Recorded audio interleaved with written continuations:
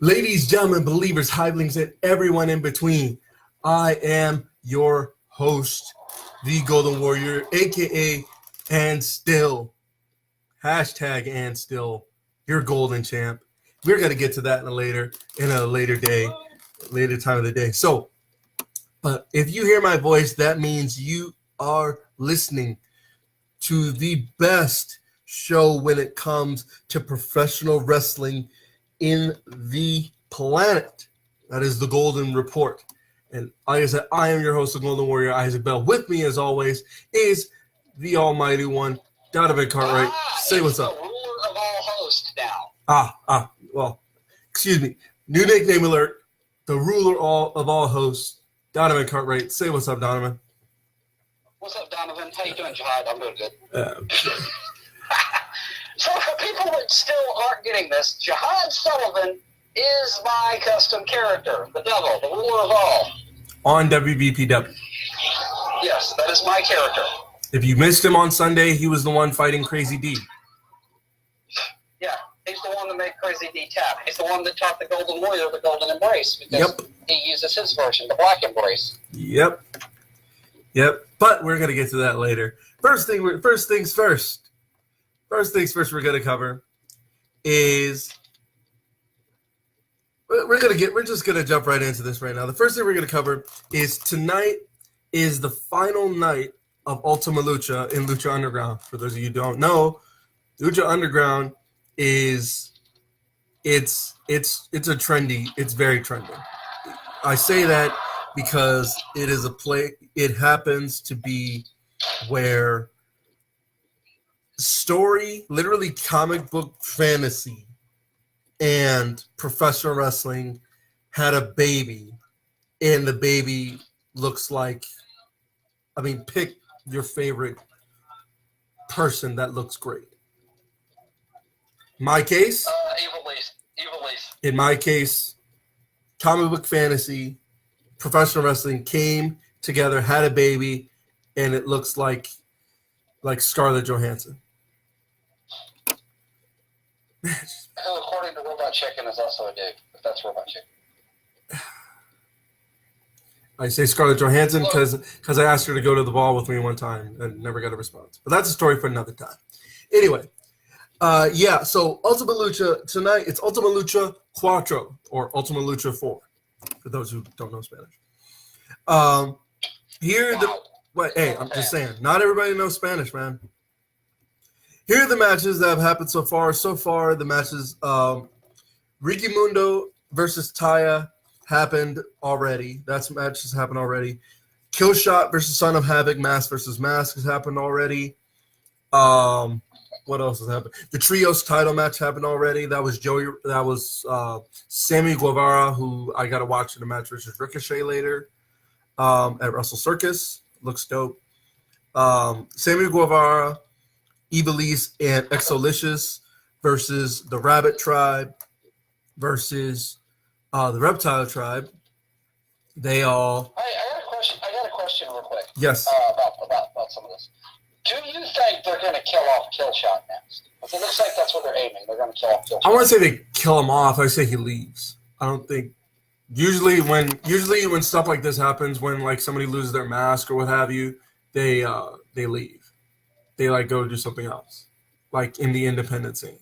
That's usually what happens. They're gone from Lucha Underground, unless you're like Hernandez or Tommy Dreamer, or unless you're Hernandez, you just pop up whenever, randomly. Because I did not expect to see Hernandez after Aztec Warfare, but hell, I didn't expect him to see him after season 1 or 2, whenever it was. Season 1. No, I really didn't. When I saw him the first time, I was like, I didn't know Hernandez was in here. I haven't seen Hernandez since he was in TNA. Then he comes back, and I'm like, so that's where Hernandez has been. And then he came back again. I was like, oh, shit. Then once again, it was like, oh, shit. Hernandez is back. What do you know? Now he's back on Impact. Looks great, by the way. He hasn't changed a bit. A little bit of wrinkles, but other than that, great chick. The only reason that he never went anywhere in Impact is because he just couldn't. He couldn't deliver a champion promo. They were considering pushing him as a champion at one point. I bet the guy had the look. He's definitely great in the ring, But I mean, Yeah, he sometimes just couldn't deliver a promo, and they want the trifecta. They want somebody That's who's fair. good in the ring, who can tell a good story, somebody who has the aura about them or the charisma. Yeah, it's but fair. It didn't translate to his promos. It's fair, and it's fair. It's fair. I can do it. But the thing is, but for me, it's like, I mean, if you can deliver, for me, when it comes to me, it comes to, you got 2 of the 3 things have to be good for me to be a fan of you. 2 of the 3. You're either great in the ring, you can tell a good story, you know. And you have to ooze charisma. That's Yes, one of them. And the fourth one is you have to do. That's what it gets me. That's why Sean is my favorite. Sean was great in the ring. He could cut a good promo when he needed to, and he had an amazing charisma, ridiculous charisma. That's why Sean is number 1. And he told a really good story. Exactly. You know? Like storytelling, seriously. in-ring performance, charisma, and promo skills are the 4 major corners of the square that makes you great in the squared circle. Yeah.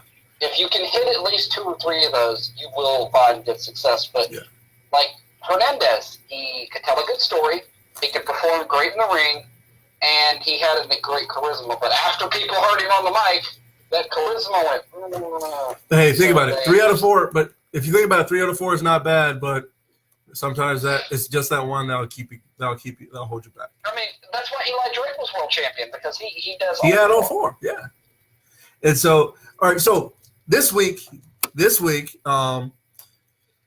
the Johnny Mundo versus Matanza in a Sacrifice to the Gods match.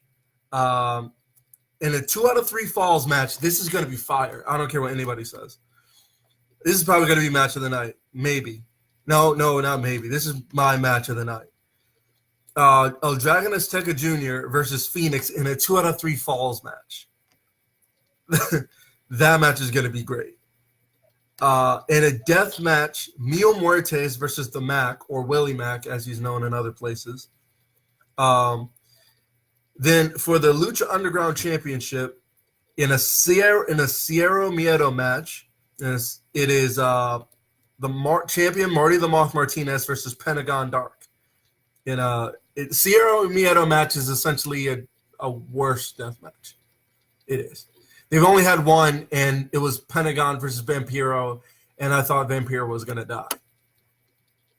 There were light tubes. I think there were fluorescent light tubes. There was fire, thumbtacks, chairs, a barbed wire baseball bat.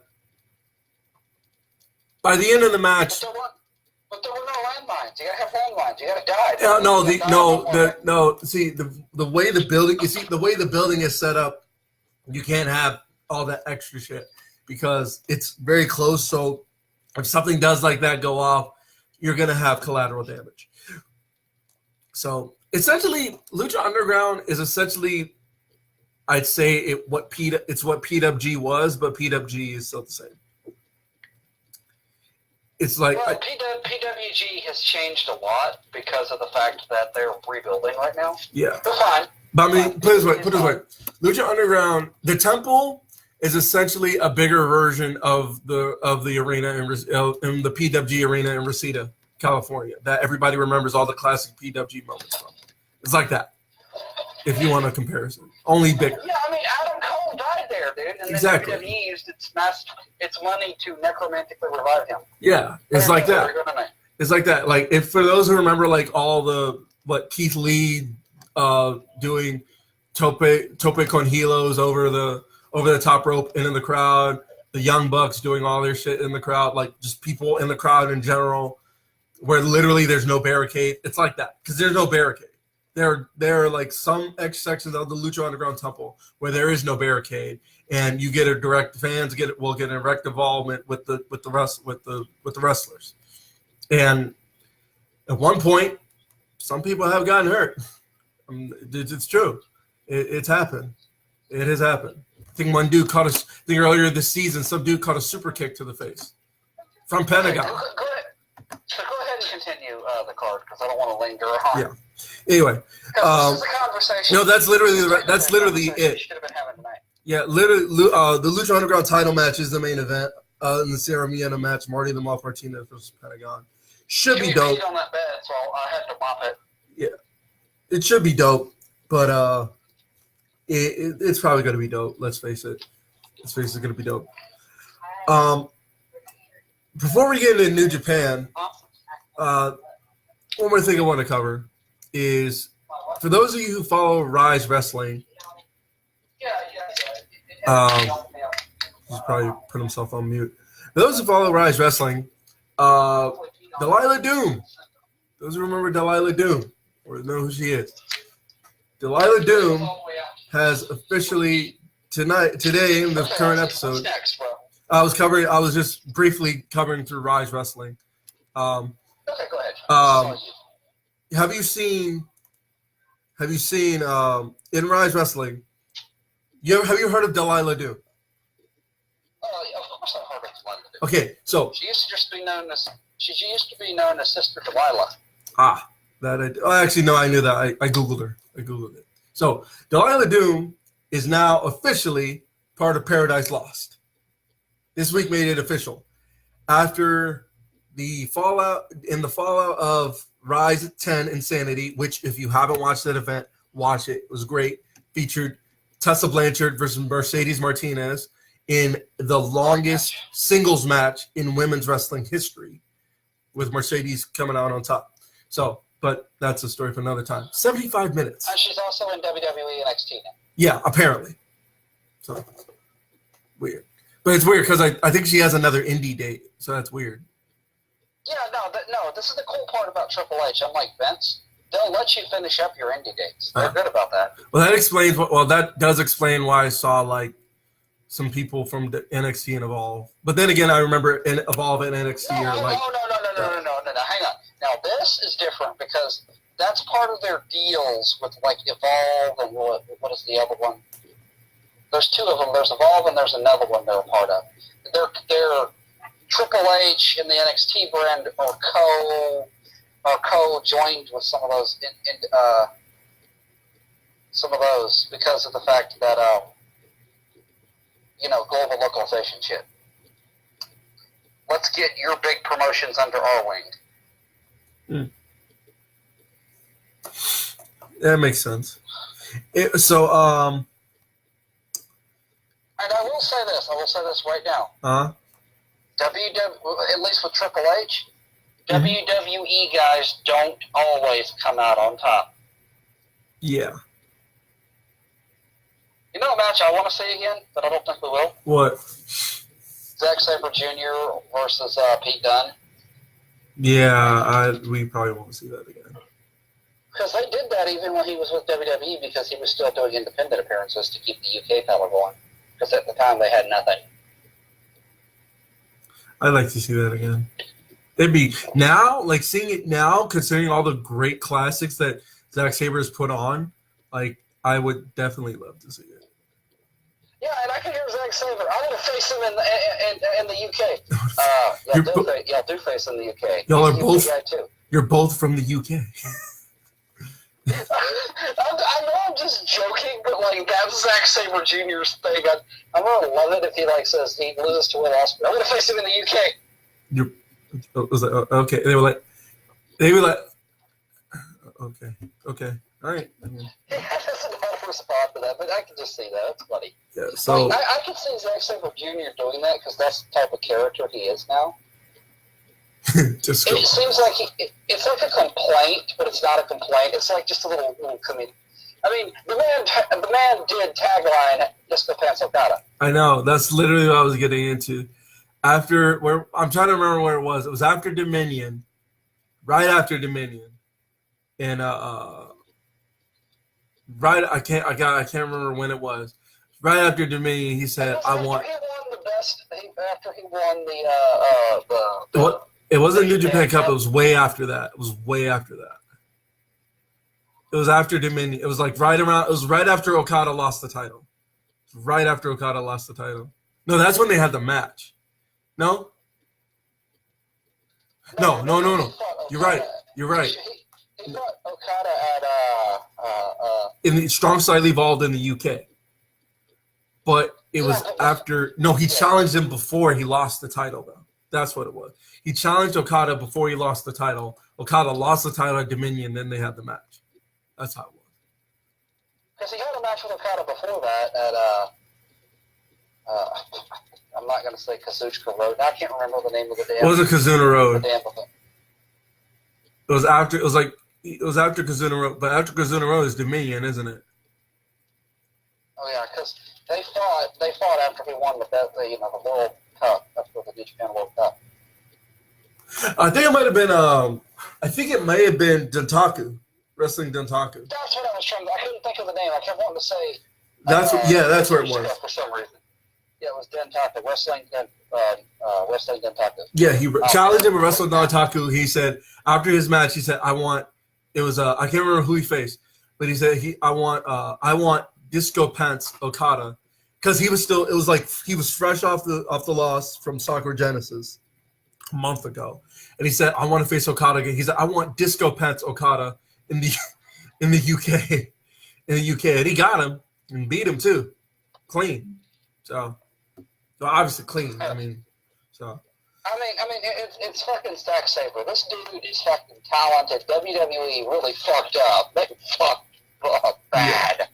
And here's the sad part. If he would have went to WWE, he would not have gotten as good as he is. He's gotten so much better. Like, his transitions and his wrestling ability, you can tell, like, he really does work with Minoru Suzuki, like, for real, because he's gotten so smooth in the ring. Oh, yeah. It looks like a dream. Like a dream. You really don't.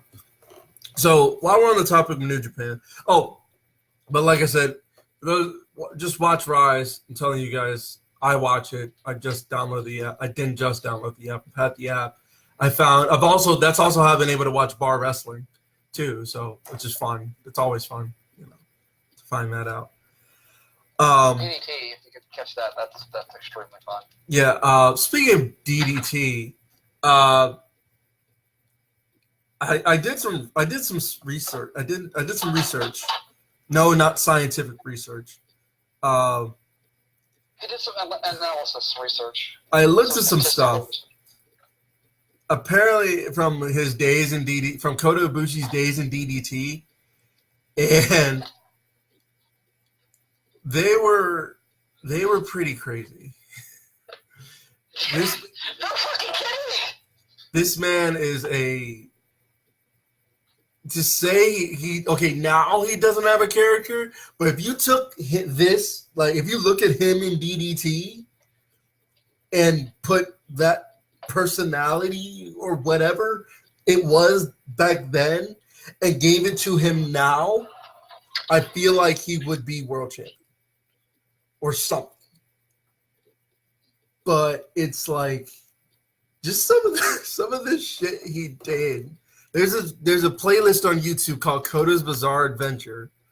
It features one of them. He gets pranked into a match against Awesome Kong, which was just in the middle of the street. He fought a giant monster in a movie with Minoru Suzuki. What's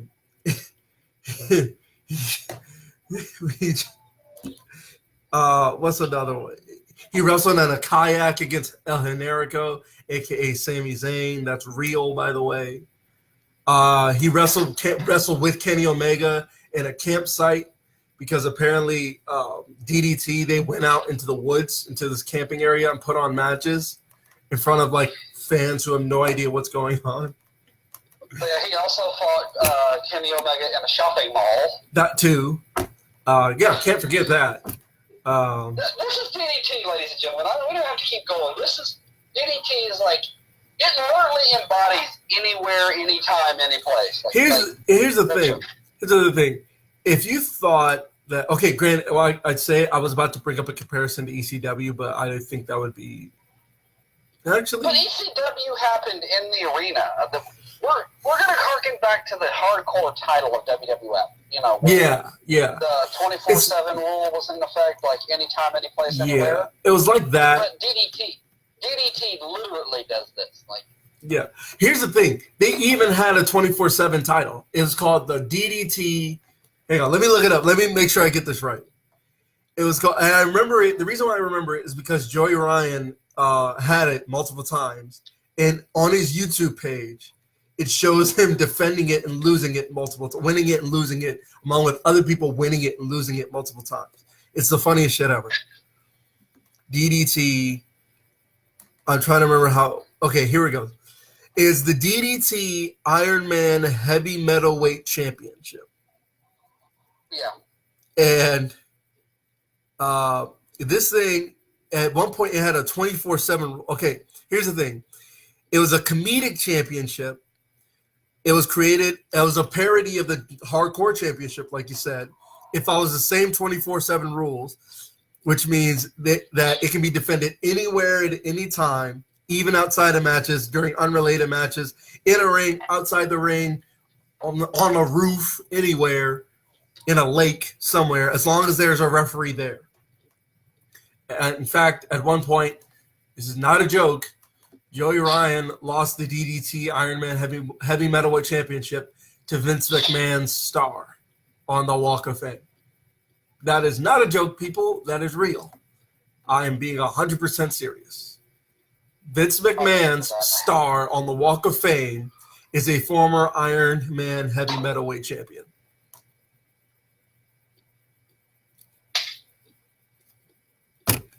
Professional wrestling. I'm not. I'm really not. It's on YouTube. The video is on YouTube. It's professional wrestling, ladies and gentlemen. This is what at its finest. At its absolute finest. So, yeah. Holy shit. I would read through all of these, but this is let's wrap it up. Yeah. Yeah. We have some news too. So. Yeah. So next piece of news, but yeah, watch Rise. Google those videos of Joey Ryan. I'm telling you, you won't be disappointed. You'll probably be laughing the whole time. Do you mind if I cover the first news and then you just comment on it and then just like go ahead. If it's about, which one is it? What is it about? Go ahead. That's about Oh yeah, go ahead. I want to go ahead and say that this is New Japan news. You don't get much of this outside of what they announced. This is actually out of character news. Taka Michinoku was discovered to be having. He's been married for the past 7 years. He's been cheating on his wife. Wow. So Isaac, your comments. Wow. I did not see that coming. Didn't expect this. I'm pretty sure his mistress did. Waka waka. What? That shouldn't be funny.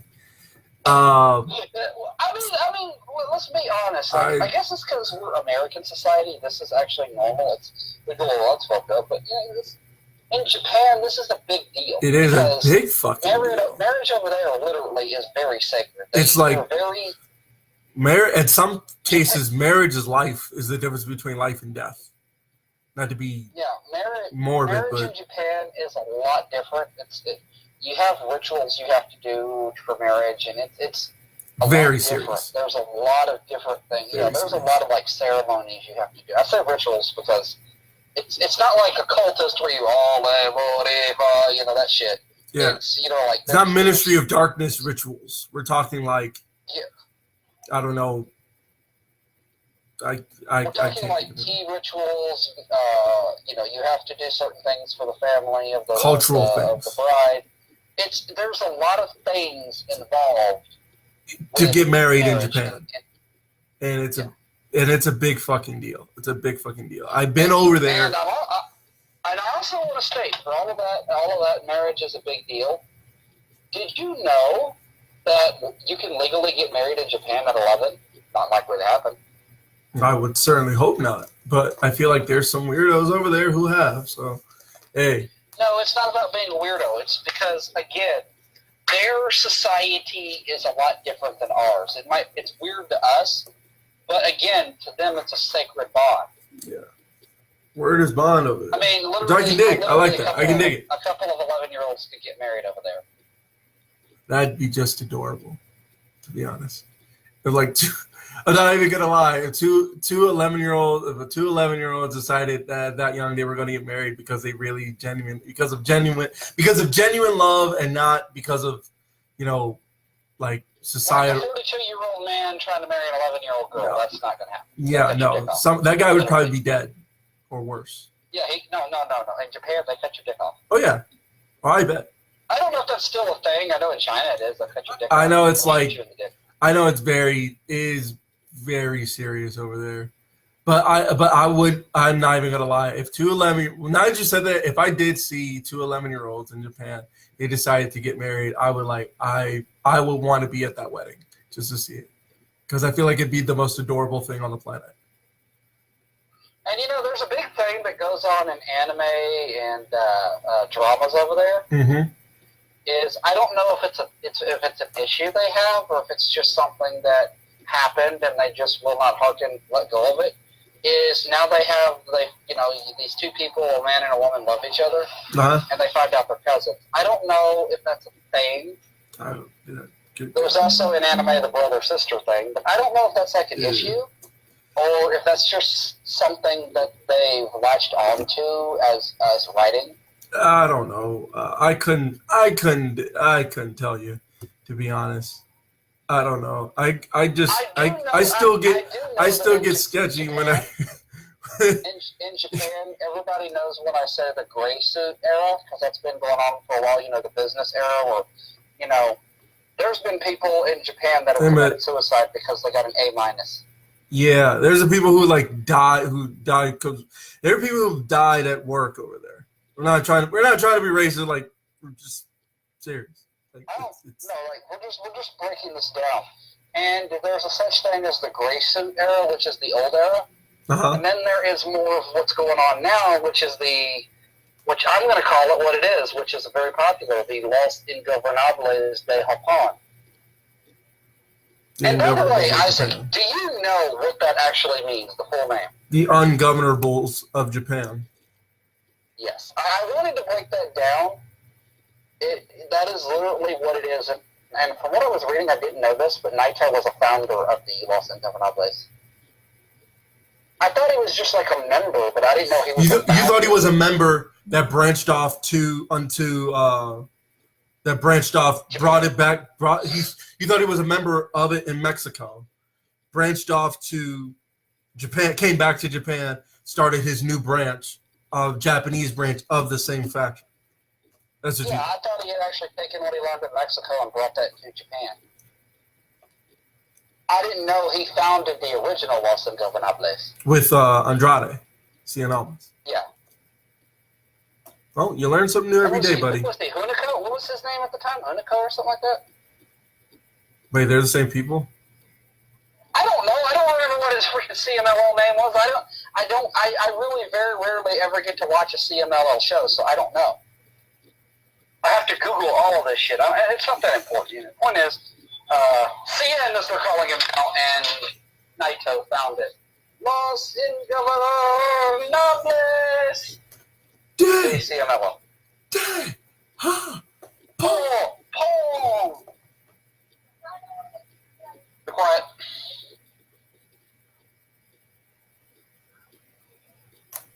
Yeah. I need to go get my son's lunch. But I hope they figure that out. Yeah, I'm sorry.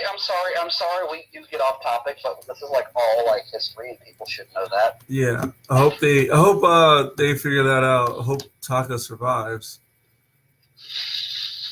because I really like his intros to Zack Sabre Jr. The way Japan is now, it's not as bad. Hey, how you doing, Matt? How you doing, Marlon? Sorry, we got If he was, yeah, I understand. If this was Japan back in the day, Taka would be missing little Taka. Ooh. He'd get the Michinoku chopper. The Michinoku chopper. Michinoku chopper? Yeah. Speaking of Taka, I refuse to say, not refuse. If anybody says they don't think that Taka's introductions of Zack Sabre Jr. are over, you're wrong. because I love that. Is literally, other than watching Zack Sabre Jr. wrestle in itself, because his wrestling is amazing. Taka's introduction, huh? What'd you say? No, they're both amazing. Yeah, like so, but it's just that I don't think. I feel like maybe I feel like his I feel like Zack Sabre Jr.'s recent success has been fueled not because of Taka, because I mean, granted, it's his own wrestling, but it's like just having Taka Michinoku there is like just put it over even more. You know what I mean? Like if Zack Sabre Jr. was trying to get over for all this year, the New Japan Cup, winning the New Japan Cup, but like with Taka, it just made it even better. To be honest. Yeah, and he's not even really doing much with Suzuki at this point. Exactly. He's branching off, but they're still part of Suzuki Gun, and those guys help each other a lot. Mm-hmm. I wish somebody would help Iizuka, but yeah. That's I wish somebody would give him mental help or whatever's wrong with him. Well, Minoru Suzuki also doubles over as a motivational life coach. Yeah, he seems. I hope so. Let's see. Anyway. Yeah, but he's encouraging the insanity, not trying to advise him. I feel like Suzuki Gun was like, all right, here's how I feel like every here's how I look at here's how I look at most of the factions in there. LIJ is pretty much like the outcasts of New Japan. Like they each had take Naito for example. Naito at one point was supposed to be like the second coming of Tanahashi, and he was supposed to follow him, but then he couldn't get over, and then the fans just stopped caring. He left to Japan, came back, and now he's over. Hiromu is Hiromu. Bushi and Evil have been, they're all the same. They're all in that same boat. It's like they're all there for each other, but they all like know that we each gotta handle our own business. Suzuki-gun is probably like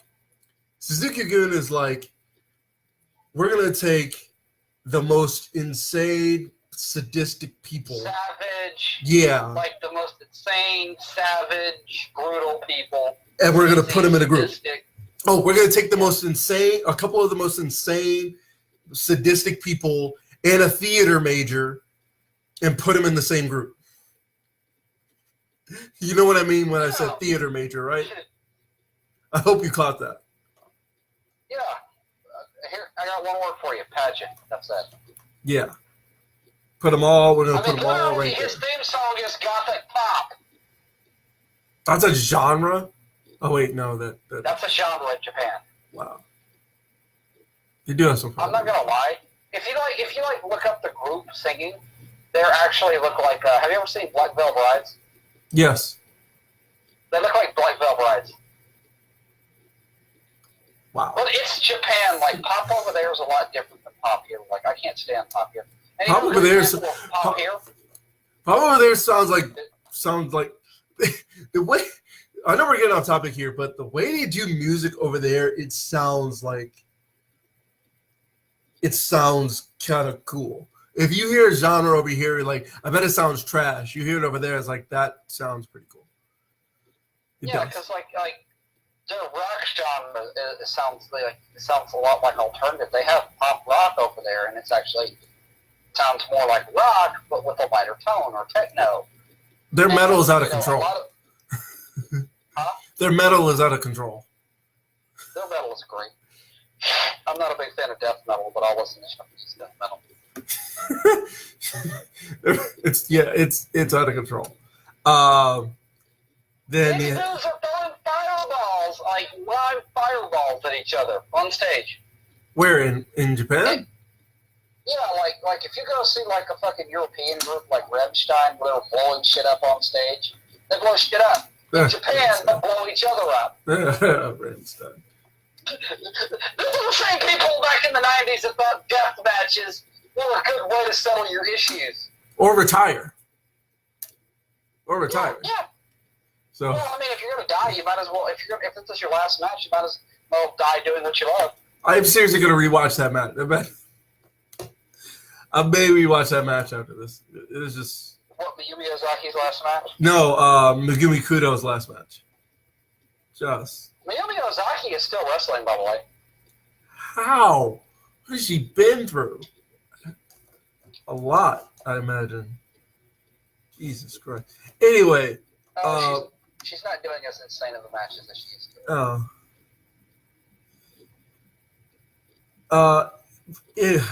I'm not going to look at it right now.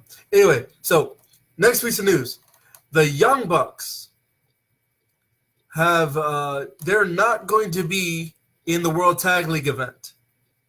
They were given reasons why. Nick said it's because they'll be too busy, while Matt followed up and said it's because they were never offered a spot in the tournament. On a tweet, however, as soon as I find the tweet, it said Matt Jackson was quoted in saying, "Truthfully, we were never offered the tour. But yes, it wouldn't make sense to leave our families for close to 4 weeks during the holidays for many reasons. Finances only being one amongst many. The Young Bucks will not only pour," and then it said, this is according to WrestleZone, said the Young Bucks' non-involvement in World Tag League will only pour gasoline on the fans' fire as to where do Cody, Hangman, and other members of the Elite as they become free agents during the end of the year. So, what do you make of that? I definitely don't think that the rumor that they're starting a promotion with Jericho. I love Jericho because he's like, I'm starting my own wrestling promotion. Awesome! I remember that tweet. I can't forget that. It was great. But here's another thing about this is that I don't think, because a lot of people are going to take this as, oh, well, since they're not going to be in Tag League, that means they may be leaning towards WWE. That's not what that means. That's not what that means. Now, to be honest. No. To be honest with you, I think all of this is just leading to a troll. I think they're trolling. Oh, yeah. You think it's just a big work, like they're trying to lead people on like they're leaving, but they're really not. Because Hangman Page turned down the Ring of Honor contract. I know. Wait, what? Oh, yeah. I knew that. And they might very well be leaving Japan. They may or may not work for the new administration. Maybe. We don't know, Isaac. We don't know. That's why it's so unpredictable, because we don't know. We can't make obvious assumptions like in other companies, with this company, like we can with other companies. And what happens? And here's the thing: there's a lot of Japanese stars that may or may not be. I mean, we don't know if Tanahashi is going to be champion walking out of Wrestle Kingdom. We don't know if it's going to be Kenny Omega. I know Kenny Omega's had that nagging broken rib. Well, cracked rib. Tanahashi has a lot of shoulder issues. Shoulders, knees. Shoulders, knees, that bicep he never got healed for some reason. Never got surgery on. No, actually, he took time off and did get the surgeries. Oh. All Tanahashi just has way too much heart and passion for what he does, though. Yeah, we're not going to get into that. I mean, if you pay attention, you look how good he's moving now. He is moving a lot better. If you pay attention, he's in and out. The only thing not moving is his hair. That's the only thing not moving. Well, shut up, Isaac! Like, that's the one thing I've always admired about. Japanese wrestlers. Their hair never moves. It never moves. It's because of a Japanese product. Yeah, it's something. Whatever it is, it's working. It's working for him. It literally never moves. Hair does move, though. it moves, but it's like it's like a. You ever seen those magnetic dust or whatever, where it's like you break it and it like forms back up. It's regenerating. That's what it is. It's like it messes up, but then it falls back into place. You know what else falls back into place? I don't know what. The Rise of the Phoenix Grand Championship. That it does. And after we cover this last piece of news, we're going to segue into that. Next piece of news is that? Oh, okay. I'm not going to look at that right now. The leader of Los Ingobernables de Japón Tetsuya Naito turned down a WWE contract. That's right. He turned down a WWE contract and said it was translated by Chris Charlton, not Chris Clarkson. I said his name wrong. Chris Charlton, who's a New Japan announcer and translator. He said Naito didn't have to think long about the prospect of going to WWE. He said WWE reached out to Naito right after Dominion, right after he lost to Jericho, and he turned it down, according to Tokyo Sports. He says, I didn't even give it a thought. This New Japan ring is already the world's #1 stage. The fans know this. That's why I think we should focus on our home crowd before looking international. Yeah. So he said he is. I don't think anybody can attest to the fact that this dude is the most celebrated, popular wrestler in Japan right now. Wrong. Other than Hiroshi Tanahashi. Fair. And What? Kenny Omega. Okay.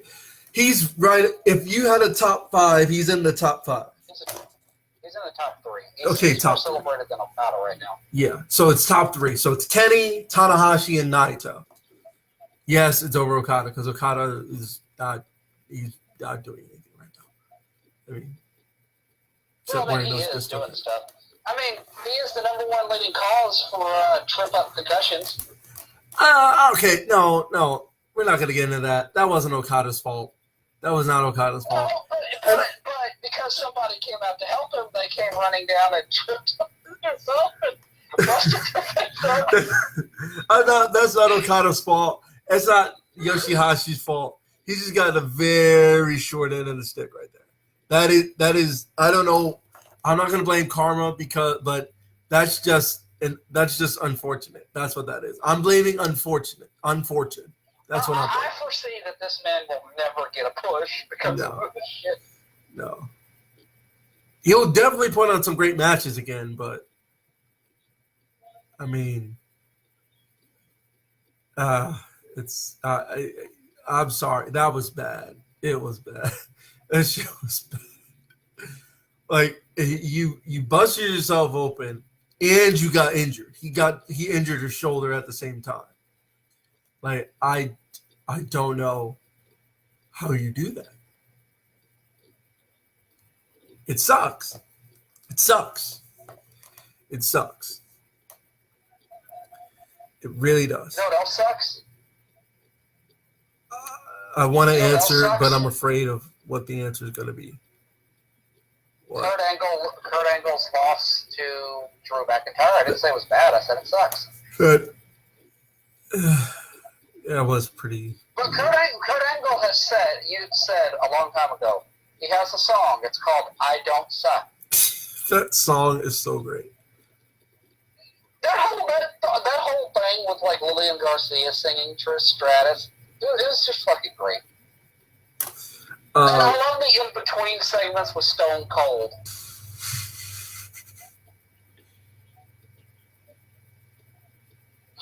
That whole CD was just like people forget that. So wait, Trish Stratus sang with Lillian Garcia?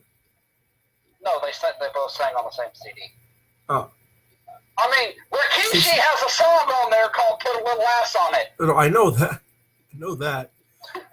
Just and Booker T has Can You Dig It? Can Trish sing? I've never heard her sing. I know Lillian can sing. Yeah, Leah sang on there too, I believe. Huh. Maybe. No, see that I knew. I knew Lita could sing. I knew that because I think she's and a I singer. know that Chavo and Eddie both sing on there too. Huh. I used to own that CD, so I do. And it's Chavo and Eddie together, so Los Guerreros were still together at the time. God, I miss Eddie. I miss that guy. Some of his best work was in his last match on SmackDown against Mr. Kennedy. That was the greatest work. That was the literal best. I remember he pulled. When Eddie used to. I remember he pulled the same. He pulled the same stunt against Billy Gunn. I got confused watching it because this is my first time I'd seen it. I had never seen an Eddie Guerrero match until he had a match with Billy Gunn some random time. And then I'm like, this dude was like, I remember watching, I was like, whoa, what the fuck just happened? It was great. I remember him tagging with Batista. I used to love it when he would hit somebody with a chair, then they were getting up, he tossed the chair to them and pass out. I would love that. I love that. That is just key to when they fun. Like Eddie Guerrero always has been like. Oh my gosh, it was so fun. I'm pretty sure whoever wrote those segments was good, but Eddie Guerrero sold it. Yeah. It was. And it also depends on the person who got cheated too. Yeah. Yeah, I miss Chyna too. Yeah, I said it. I miss Chyna. She should be in the Hall of Fame. I will argue with this for my life. My life depends on it. If you want a good way not to miss her so bad, just go watch One Night in Chinatown. You won't miss her anymore. I actually already watched it. And poor fool. Yeah, it was. I watched they had another one too. They also had this thing called Another. No, it's called Another Night. It's called Another Night in China, and yeah.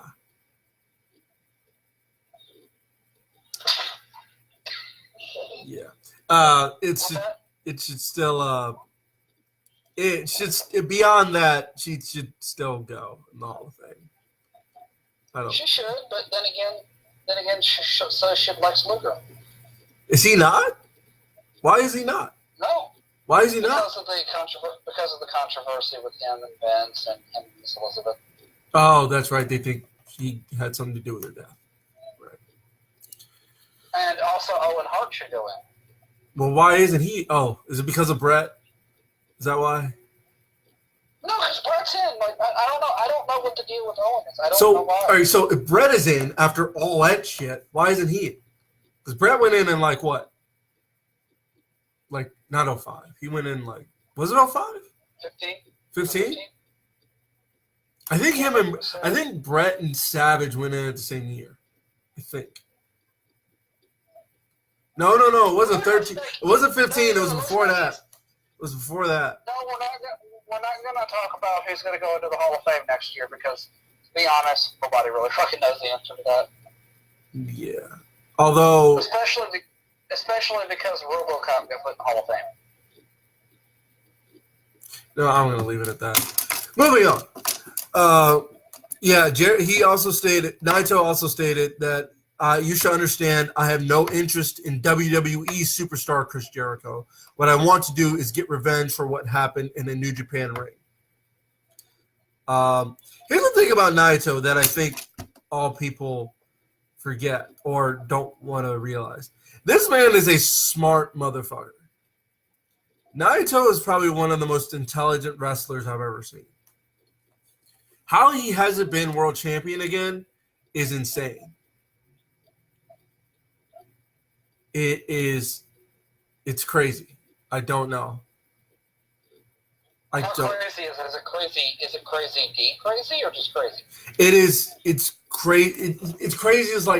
It's crazy because I know he could be, but it's because of who else is around him. You know, because it's not like he's not marketable in Tokyo. It's not like that.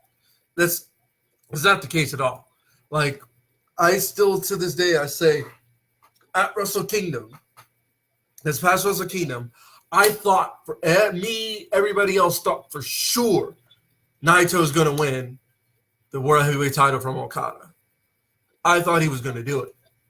Because I was still living with that WWE mindset.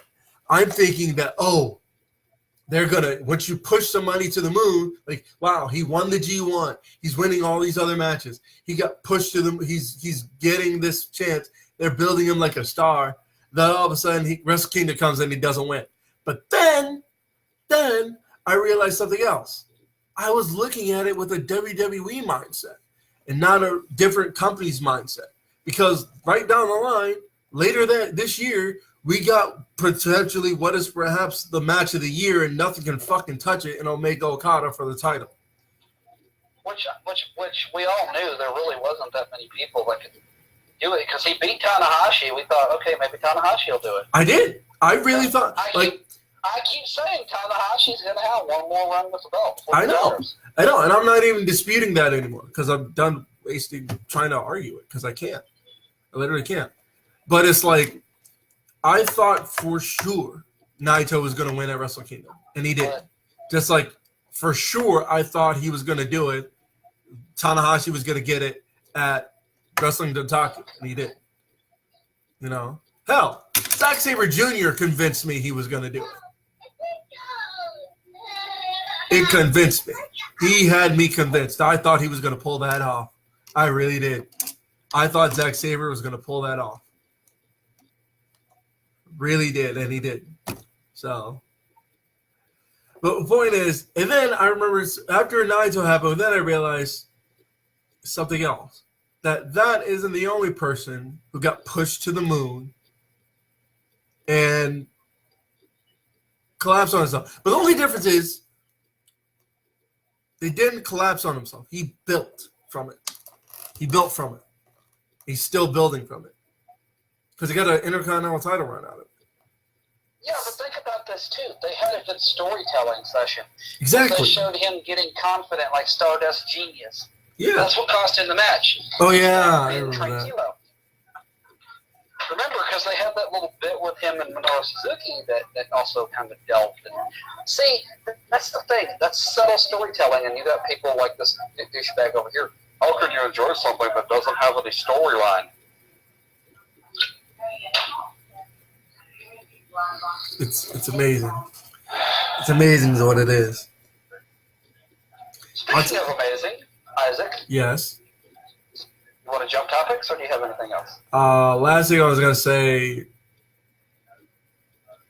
I hope. And for Last hang thing. on, I want to state this. For those of you that think that it's unprofessional that I have to ask Isaac, you guys got to remember, this is Isaac's show. I'm part of it, and he writes the script for the show. So when he says jump topic, we jump topic. He has something he wants to say, we say it. Here, I got a comment from Marlon. He says, I did too. He says, when in reference to Naito winning, he says, I did too, and you were right. We were looking at it from a WWE mind frame. Because last year, in 2017, that was like the year I discovered that New Japan even existed. It was earlier that year, but You know what's funny though? yeah. What's funny? Huh? What's funny, if Naito would have won that title, Uh-huh. I think a lot of people tuning in, or kind of like people that watch WrestleMania, they tune in around Wrestle Kingdom Uh-huh. because they want to watch Wrestle Kingdom. They don't really watch the rest of the product.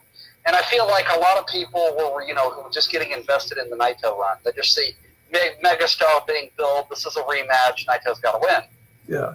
No, because the thing is, I say that because I watched the Wrestle Kingdom match. The reason, I've been through this before.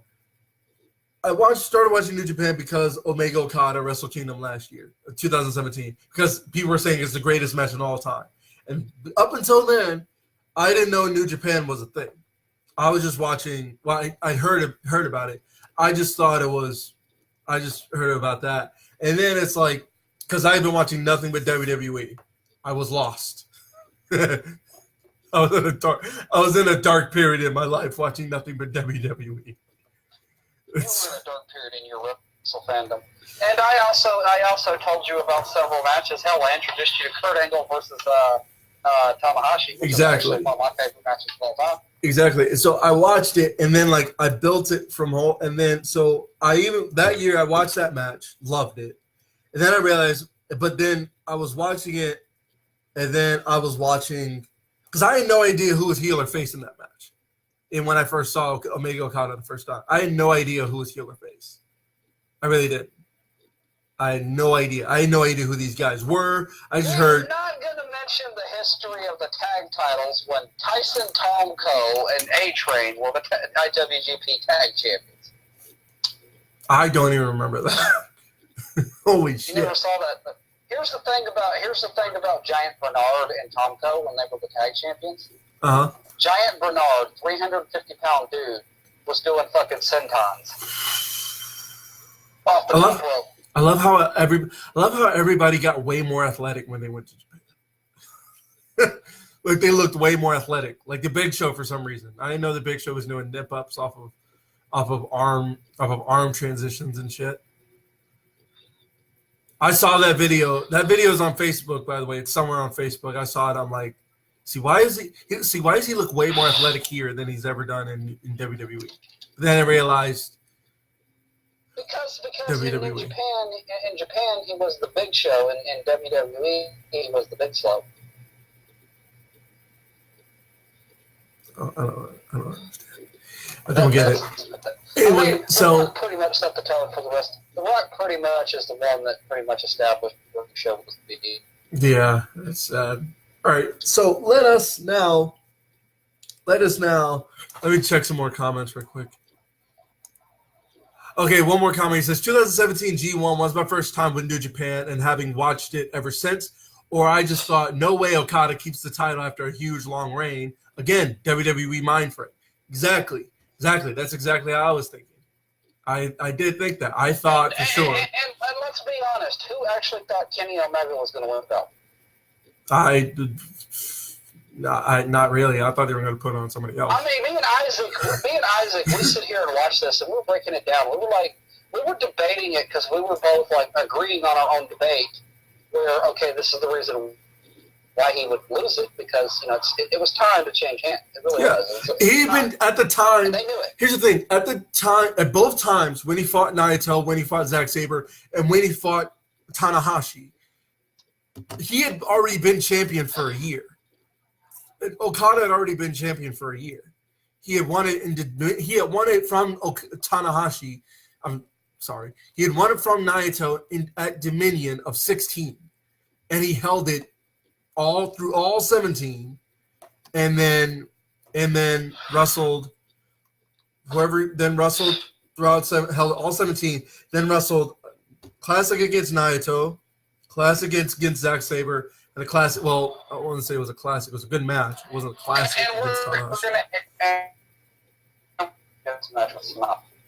Yeah, well, yeah, we're not gonna. Oh, and Evil. I forgot about the matches with Evil and Senna. I forgot about those.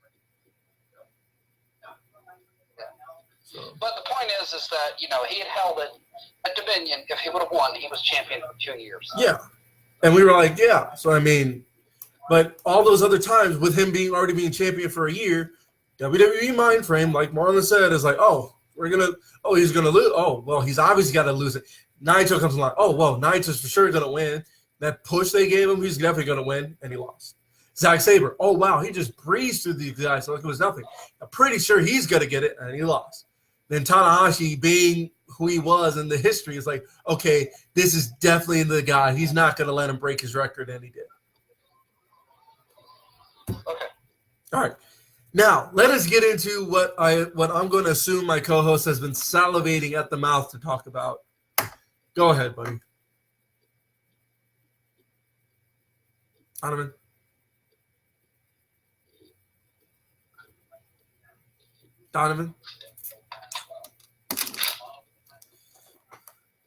Yeah. You go ahead, Isaac. I'm going to put my son in his chair.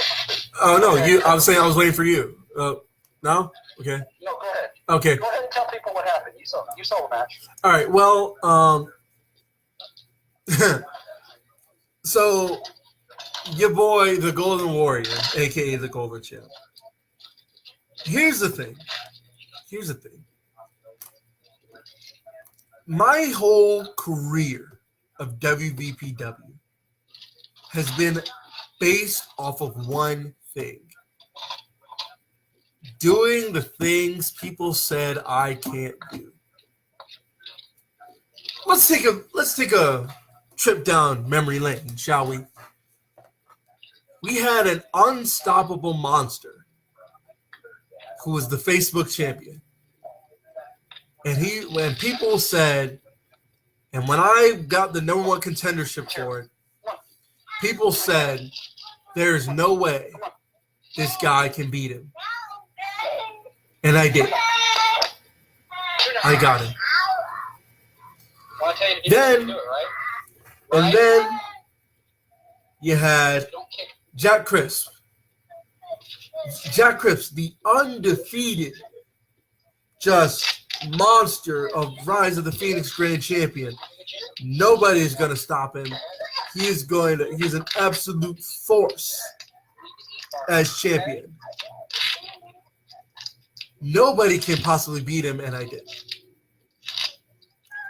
And then finally, AC Smooth, the man who I have been unsuccessfully trying to beat for what seems like months. I finally beat him. Not only beat him, I made him tap out twice. First, to win the title, I made him tap out. Second, he said he's trying to scratch his head. That's what he said.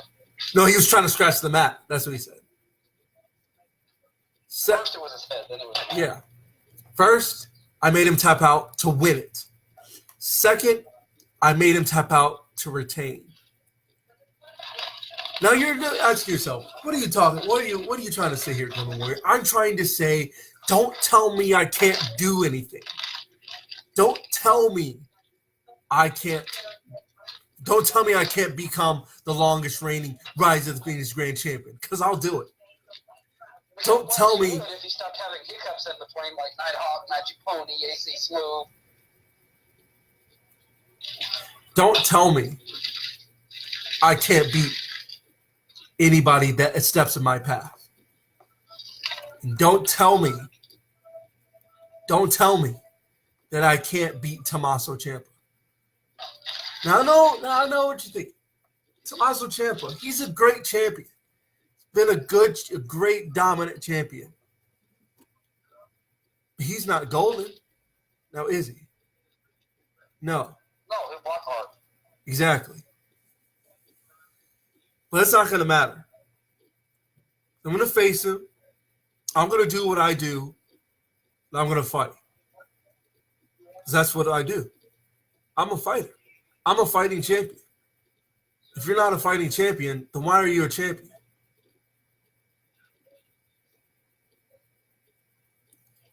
You shouldn't be a champion if you're not going to fight for it. If you're not going to defend it with everything you have, you shouldn't be a champion. The belt shouldn't define you. This belt doesn't define me. I define this belt. I made it what it is by breaking all these barriers of you can't. I made this turn this belt into a you can. To an I did. Now it's going to become a who's next. That's what I got for Tommaso Ciampa.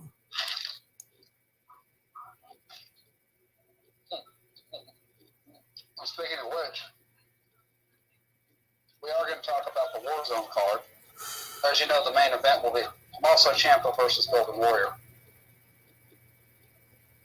It's just a non-title match. It's just a champion versus champion, right? I assume. Yeah. Okay. I got a question from Mitt. He said, did you see Okada going to turn heel at Wrestle Kingdom, and he goes into a rampage, and win the – no, I don't see that. And win the world title, no. No. The timing is off. The timing is off. If anything, I don't see Okada – I'm trying to imagine Okada heel. I feel like Okada heel would be kind of what we got in 2012. Here's the thing. Why is it guys like when I hear Okada, guys like Okada or Ibushi, and I hear heel in the same sentence, I just picture a more aggressive version of what they already do. Like literally. Like I don't picture I picture them doing wrestling the exact same way they do now, just way more aggressively. So no, I don't see Okada. So Okada's not winning at Wrestle Kingdom, which we're actually going to get into the card for that. After you cover the Warzone card. So yeah, I don't see that happening. I don't see Okada turning heel because why would he, but it wouldn't make any sense. Not yet, not now. Like I see him turning heel for some reason if he does team back up with that actually wouldn't work. I actually don't see it. But it is New Japan, so hey, even if you don't see something, they'll do it anyway, and it will make sense. So, yeah. All right, I have a little something for you. Okay, go ahead. Sometimes Tommaso Ciampa says sometimes you need to peel back the layers. Other guys can simply read a book by its cover. He says, as he has a Photoshop picture of him with the Golden Warrior, one guy looks like a grizzled war veteran. The other kid looks like he's preparing for the perfect selfie. The champ greater than the golden champ. That sound like something I saw in. Does it sound like the thing he said with Velveteen Dream? It is. It was like I feel. I feel like I've heard this before. Because as soon as you said the selfie picture, I know what that is. Expose the he says the Gargano fairy tale is over. The Black Rain is over. Expose the mystique that is Golden Warrior. It says turn the golden champ into a black nightmare. It's good to be the champ. Oh, I'm already black. So. Well. I mean, and I'm pretty sure the black comment was referencing his Twitter page, Blackheart.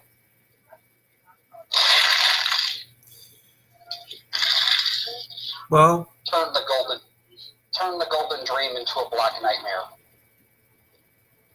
The golden dream. It just sounds so.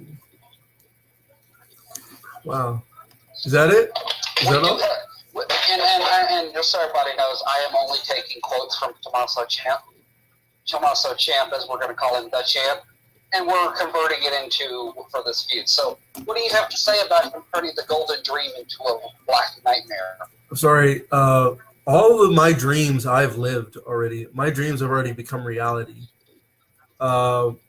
Literally every dream I've had since I've been here, I've turned into reality because that's what I do. I turn what people say is fantasies and fairy tales, if you want to talk about fairy tales, I make them real because that's what I've done. Okay, I think I have to say this. Happy 100-day anniversary, Goldie. I love you, heart. And it shows him kissing the NXT title.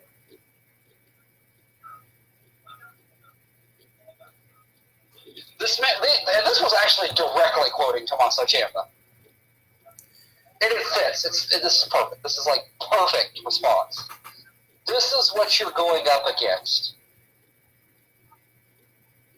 He says he loves you and then pans to himself kissing the NXT title. So this is like if you really take that literally converting to your WVPW match, it's perfectly placed. And he says he is the greatest sports entertainer of all time. And I know what you were going to say. You're not a sports entertainer. You're a wrestler.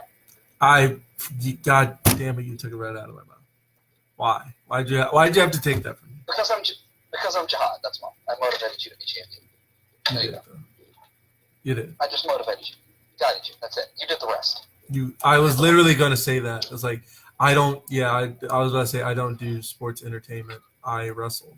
Because I thought that's the business we were in. Tommaso Ciampa says there's only one piece of gold you need to be focused on. There's only one champion that you need to be looking at. He says, and then it shows him holding up the NXT title. This is your golden champion.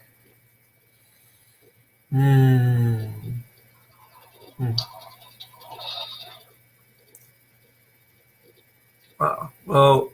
And then he was asked if this is a dream, if this match is a good opportunity to create some crossover for NXT to prove how great NXT is.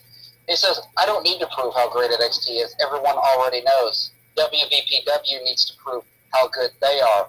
He says, I don't need to prove how great Tommaso Ciampa is. He says, I've already got the NXT title, and that's the only title in this ring that matters. Ah, sure about that. So you've got this man is great. He is. I mean, he is the second best heel on the planet. I don't care what y'all say. Sami Callihan is still the best. He is the best. I can't even argue with that. It's impossible to argue with how Sami Callihan not being the Golden best Warrior, Golden Champion. Do you have any response for your opponent? Talk is cheap. It's very cheap. Entertaining. It is entertaining. I'm not gonna lie. He does cut deep. He cuts deep when he says stuff. But translate it to the ring. Because I'm coming to wrestle, not sports entertain. Thank you, our wonderful cast box thing. We got another Tommaso Ciampa quote. This is not an actual one. He says, this man has fought magical ponies. He's fought some kind of nocturnal birds. Nighthawk. And his last opponent was Smooth. He says, you ain't facing no imaginary friends or animals here. You're not going to have somebody who wrestles soft and smooth. You're wrestling the rugged, the great Tommaso Ciampa. And he says, and then at the end of it says, Ciampa greater than champ. Ciampa as champ greater than golden champ. Golden embrace is which will just be golden brace when I'm done breaking your neck. No. Try. That is great. That does sound like something Tommaso Ciampa would say. He would say that. Thank you for our fan base, because we do have Tommaso Ciampa fans out there. It's kind of hard not to like him. That's why he was voted for to be your opponent. Excuse me. So, with that being said, I'm going to tell everybody the WVPW Warzone card as it stands. Wow. What?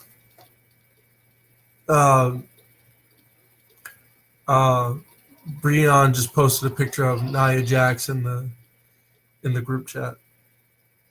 I'm not looking. Tessa Blanchard versus Becky Lynch. Ooh. Oh, if I can see that, match. That'd be dope. Hardcore match. Kota Ibushi, question mark, because he's got about the title defense, versus Ricky Mass in a hardcore match. Oh, shit. Ricky Mass has been saying he's the greatest champion, and he's going to go in, and he said, and I quote, I'm going to go in as a weapon of mass destruction, destroy Kota Ibushi, then I'm going to rip out some of his hair and take it back to the Macho Savage and says, Savage, enough yet?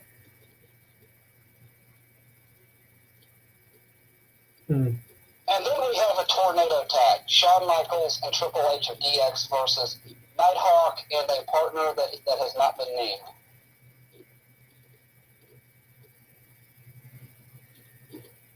So Nighthawk will be representing WBPW.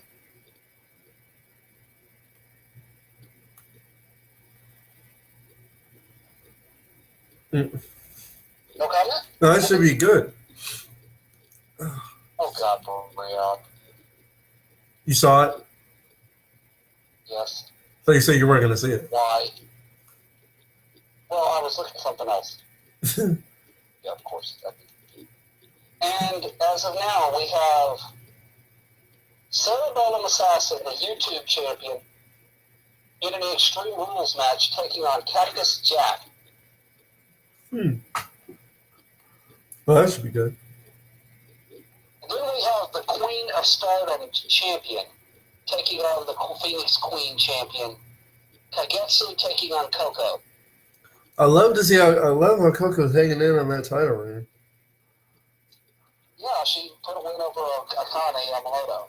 Nice. Smooth Operation, Dino Smooth, and AC Smooth taking on Mitt, Matthew Audet, and Carbon Peppermint. Good luck, guys. Then we have the Tag Champions.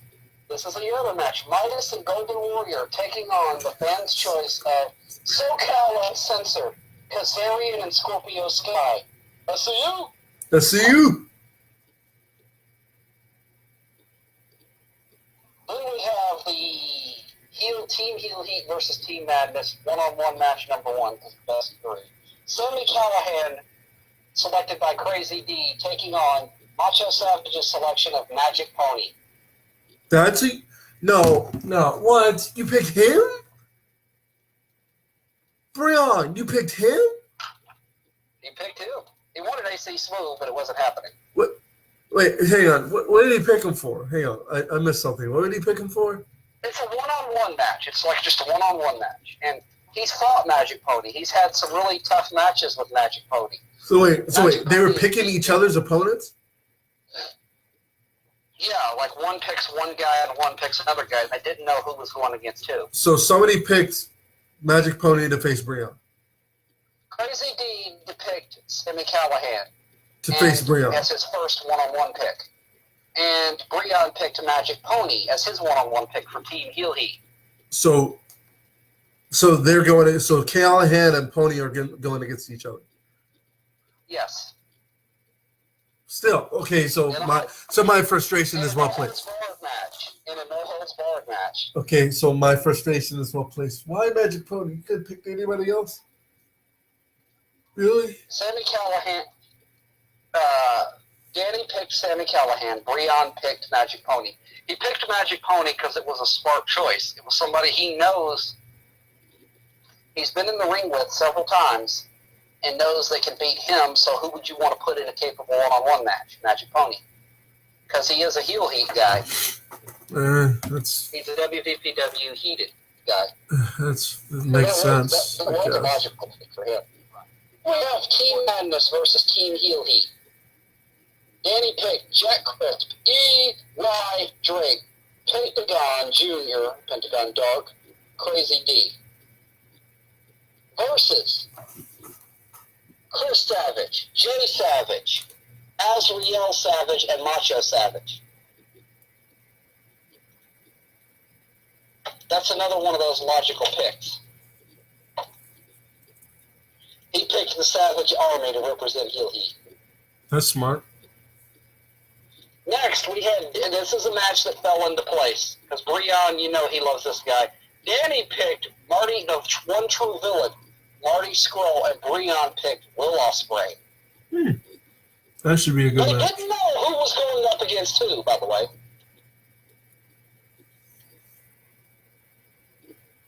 That was a totally random pick.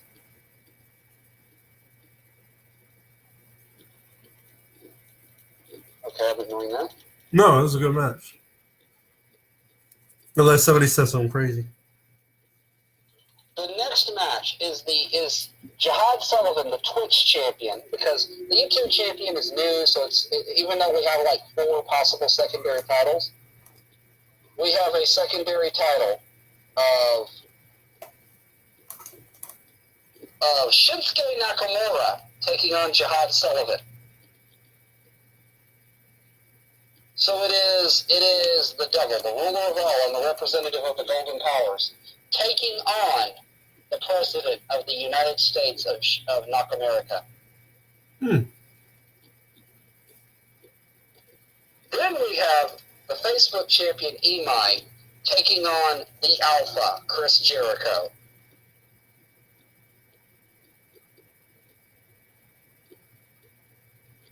And main event is Tommaso Ciampa versus Golden Warrior. Can't wait for that. That is a stacked card, though. I'm not even going to. That is a stacked card. It is really stacked. The opening match is Becky Lynch versus Tessa Blanchard. All right, so Isaac. Yes.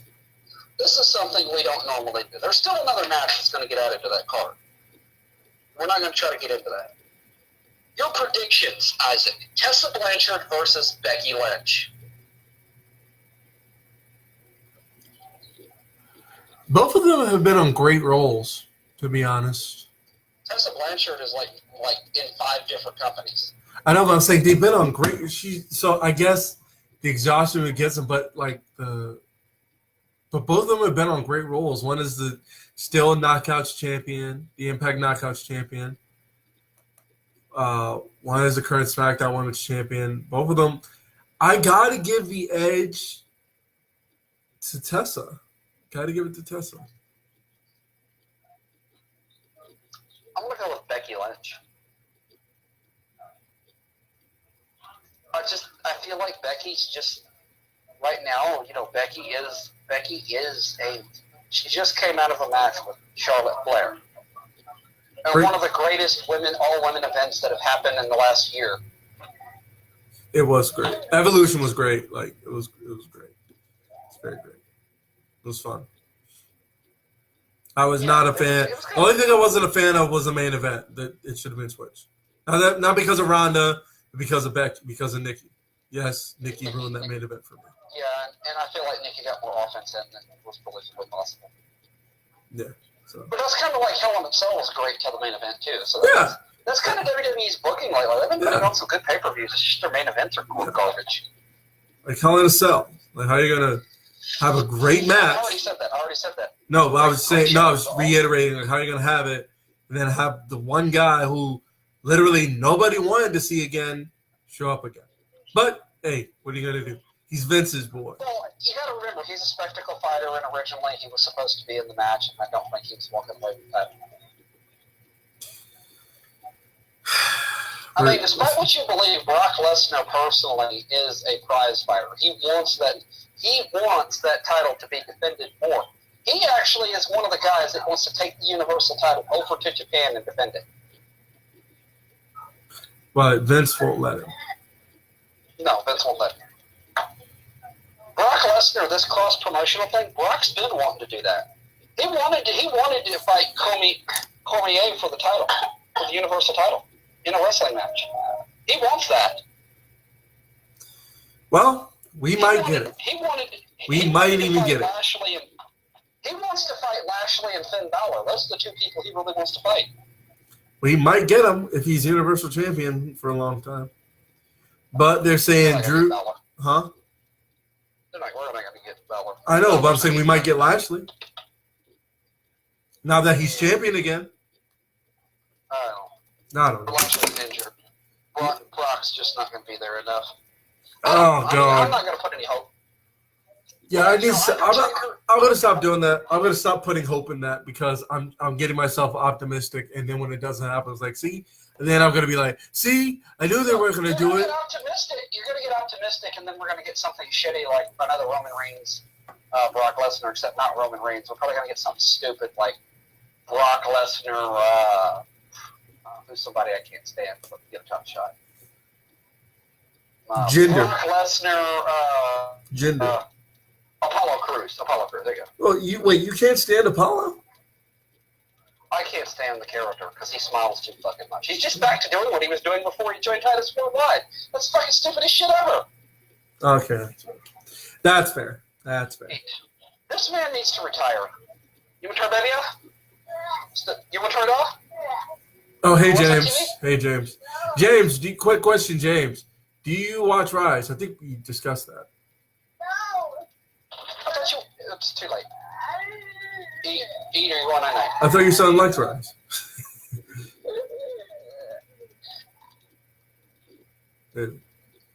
So James, quick question, James. Do you watch Rise Wrestling? I think you did. I think you said you did. I think James was actually going to try to watch it. He downloaded the New Japan World app. I know that. Wow, step in the right direction. Yeah, too bad Start. Well, I forget where you can catch Stardom, but I know you can catch it. I think you got to dig. I feel like that's one of the things you got to dig for, like CML. No, it's on one of the wrestling apps. You can get that. You can get that. Noah and a few others on the same thing. Oh well, because But I can't remember where. get bar wrestling and the events of bar wrestling and Rise on the same app on the Rise app that I have. So Yeah. also Okay.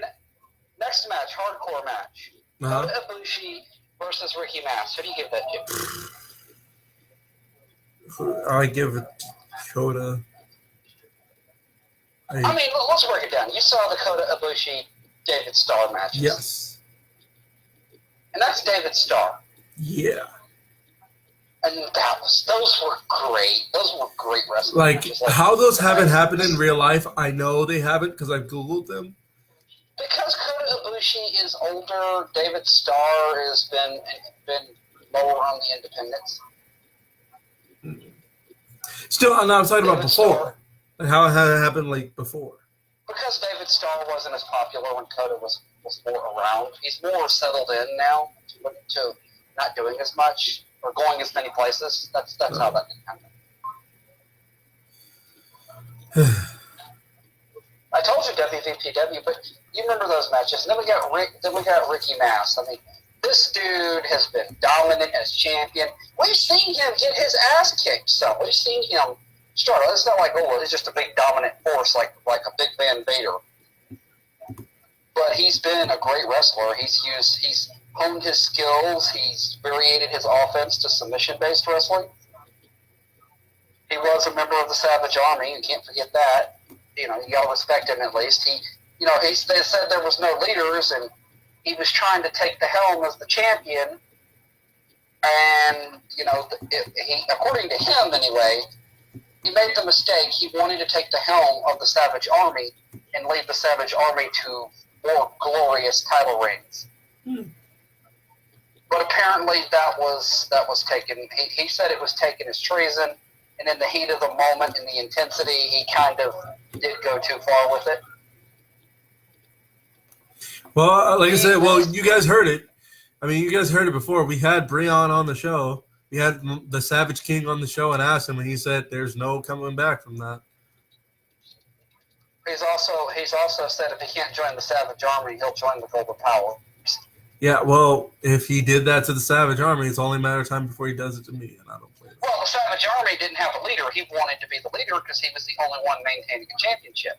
He feels, and this could just be him talking, but he feels like he was trying to, he wasn't trying to take over the Savage Army. He was trying to lead the Savage Army.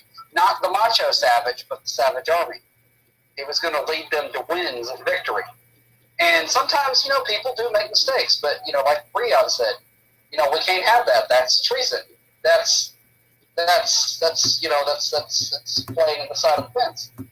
He got too big for himself. And he might have made a mistake. He may be telling the truth. He may be lying through his teeth and be planning his next form of attack. He did join the Leviathans for a while. Then he told them to go fuck themselves. Mm-hmm. And that was a group he fit perfectly in with. But now he's saying, I'm Ricky Mass. I'm still the weapon of mass destruction. And he wants to join the Golden Powers if he can't join the Savage Army because he knows the Golden Warrior is a champion. He knows the Golden Powers win titles. Yeah, He wants to add that. He wants to bring. He says he'll bring the Twitter Championship as your prize.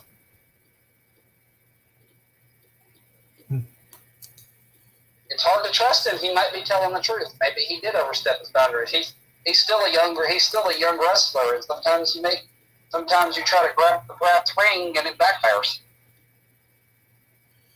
So you want to join our crew, our faction? He wants to join the Golden Powers because he has worked with the Golden Powers. Remember when y'all were injuring the Smooth Riders? Uh-huh. He was the one member of the Savage Army that was more than willing to help out. Mm-hmm. He joined the Golden Powers. He helped the Golden Powers. He feels like he's got good standing. It's questionable with you because because of what he did to your cousin faction, the Savage Army. But his goal is to get back in the Savage Army, but unless he gets a chance, he can't prove that.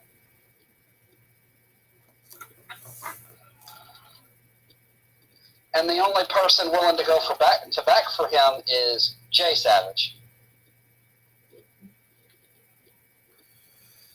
And I know you saw that match with Jay Savage. Yes. He didn't try to cheat. He didn't bullshit. It was a great match. They knew each other very well. Jay came in with an attack strategy, and it was working.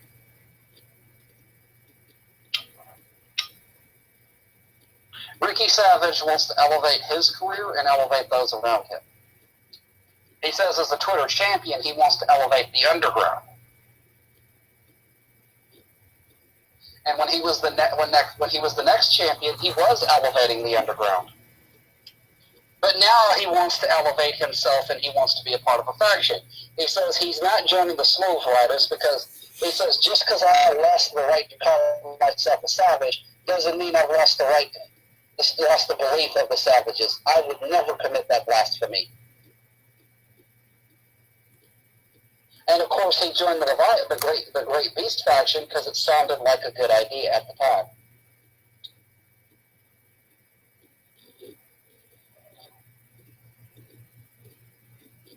So my question to you is, Isaac, would the Golden Warrior take this man in? That is a question that we'll just have to answer later. But right now, your mentor, Kota Ibushi, the Underground Champion, is taking on the Twitter Champion, Ricky Mass. Who do you give that to? Good question. Did Pete Dunne take on Danny Burch on the last episode of NXT UK? Yes. He did? Yes, he did. Oh. Pete Dunne won, of course, right? Mm-hmm. Okay. No, because I looked at it and it said it happened yesterday. Like they had an episode of NXT UK on yesterday and I missed it. No, back to what I was saying. Anyway, I would say Kota. And Ricky, he's not getting in. Unless I give him the Fruity Loops treatment.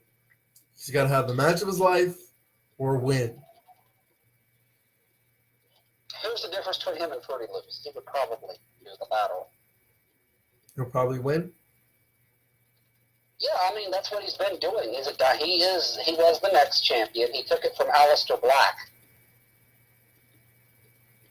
I know you remember that. No, I remember. And he hasn't lost a title. He hasn't lost that title since.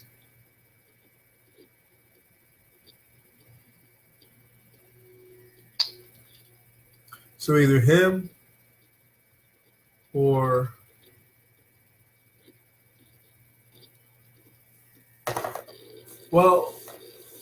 so what if I put him in a match though? If he wins, he's in. Well, I mean, he's already obviously got a match with Kota Ibushi. No, not that match. Well, put it this way, I'll be watching. Hell, I'll even be at ringside to watch that match.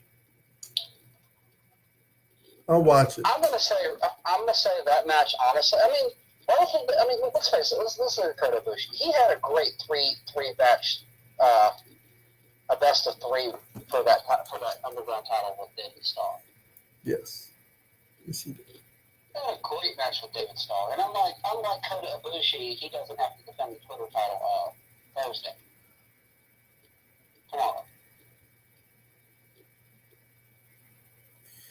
Ibushi, it's like the television title. It's defended all the time, every Thursday, or at least twice a week. Once or twice a week.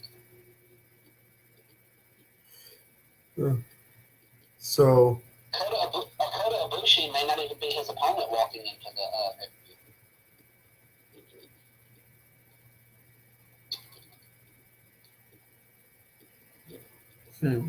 But that's what I'm saying, like, that's the unpredictable nature of the underground.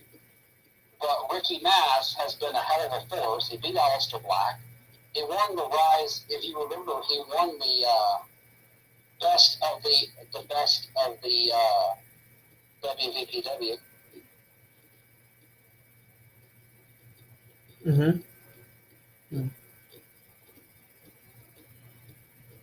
He also won the Beat the Clock Challenge. The dude's got a hell of a lot of accolades under his belt, hasn't he? He does, though. He does. It's a shame. It's a shame because out of all the Savage Army, he's been the most. It's a real shame. He could have stayed with the Leviathan faction, but he chose to leave. So you think I should let him in? I think maybe he realized he fucked up, and I think he only wants to join the Golden Powers to inevitably get back into the Savage Army. But understanding that is his goal, and him being open about that goal, I don't think takes anything away from what he's doing. So you want me to let him in? Huh? You want me to let him in? As Jihad Sullivan, I would say, let him in. If he does something to you guys, Savage Army don't have to worry about that problem. You got Jihad, Midas, Matthew Audet, Mitt, Colin Fiberman. We're just going to ignore that's a superhero. We're just going to ignore that a little bit. Because that's another way they're successful. I mean, I can let him in if you. All right, you know what? I'm gonna watch his next match and we'll see. All right. It'll be Thursday. Why don't you watch his match with the Underground champion? Let that your deciding factor on a pay-per-view. All right. Yeah, that's perfect. I'll watch it and we'll see. So you're still going with Kota. Granted, Kota's champion. Yes. The next match after that is Shawn Michaels and Triple H versus Nighthawk and a mystery partner. Me DX.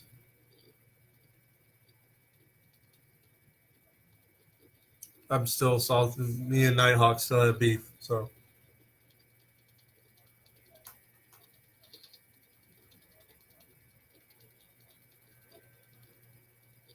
You're going to take DX? Yes.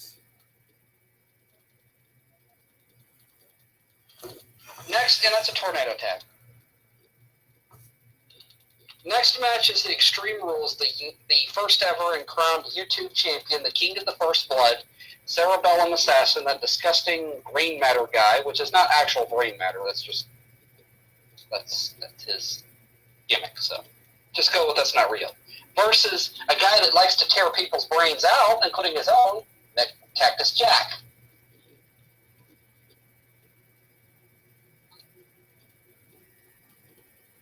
Isaac? Give me Cactus. No holds barred. Next, we have Kagetsu versus Koko. Now, Kagetsu had a match against Tessa Blanchard and lost.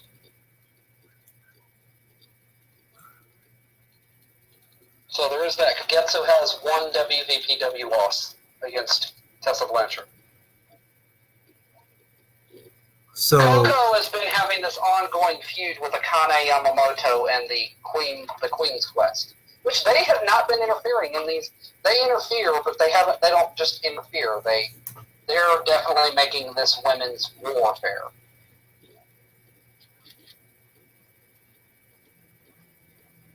They're not just interfering to interfere. They're going to war. They're not just fighting. They're going to war, and it's been a hell of a war.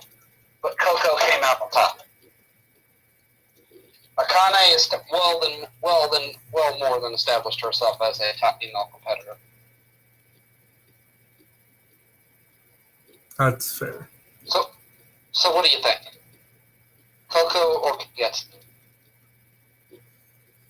I I sent you things about Kagetsu. Um. The woman has fought Mayumi Ozaki in street fights. Oh wow, that's toughness. That's toughness at its finest, then, isn't it? Back in 2015. 16. I gotta say, I gotta give it. I don't think Coco's gonna be able to handle it. I love Coco. Okay, let me rephrase. I admire her as champion. Not to give you weirdos out there any ideas. But yeah, that bridge has sailed. We've already discussed this. Yeah. But yeah, I do like that. I do think she's going to be good. I don't think she'll be able to handle it. Kagetsu is the one that took the belt from Io Shirai. Yeah, that's hard to do. That's hard to do. Well, Io Shirai was out the door, but still, it was a 5-star match. Still, and she's had matches with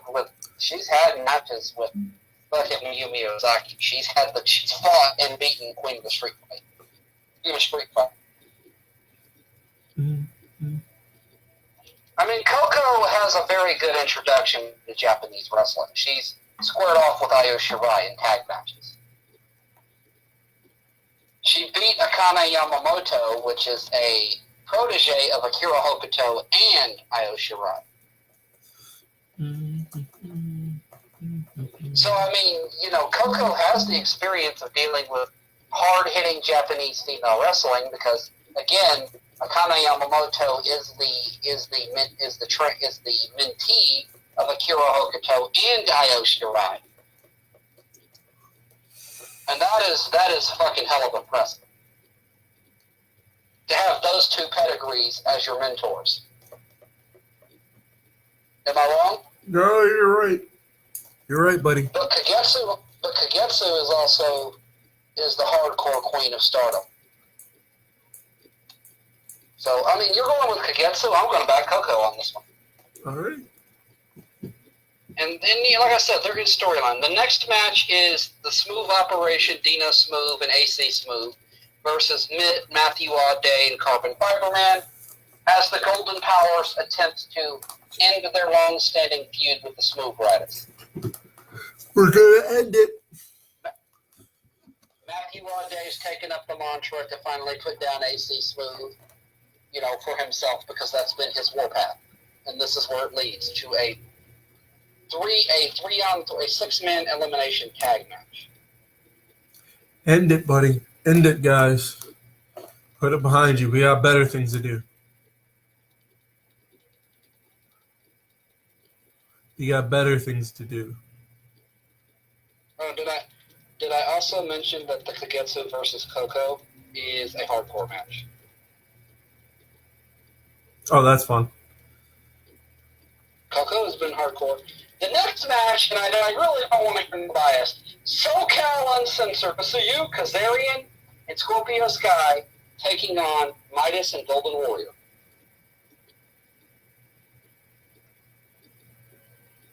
Wait, it's us and who? We're facing who? SCU. Scorpio Sky and Kazarian. Okay. Well, I got us, obviously. I'm sorry, I got to go with SCU. I got to go with SCU. Daniels will be at ringside, and Jihad promises he'll be at ringside for that match. It's very random that he's at ringside. Oh, excuse me. Adam Mayhem is going to try out for Impact. Huh? Huh? I already knew that. Yeah. I already knew that. Adam Mayhem stated that. Yep. He Impact tryout hopefuls in 2018 in Vegas. Yeah. Nice. Good for him. Shout out to Adam Mayhem. Hope you get it, buddy. He's a good dude. He is a cool dude. I love his little skits with Adam Mayhem they do. Or not Adam Mayhem, Matthew Audet that they do where he says Because Matthew Audet actually is a it's like a promoter, but writer. Well, I'll say creative for PWG. He doesn't do anything for the major stuff. He just gets together, and he's also a manager of PWG. Just like manager or supervisor.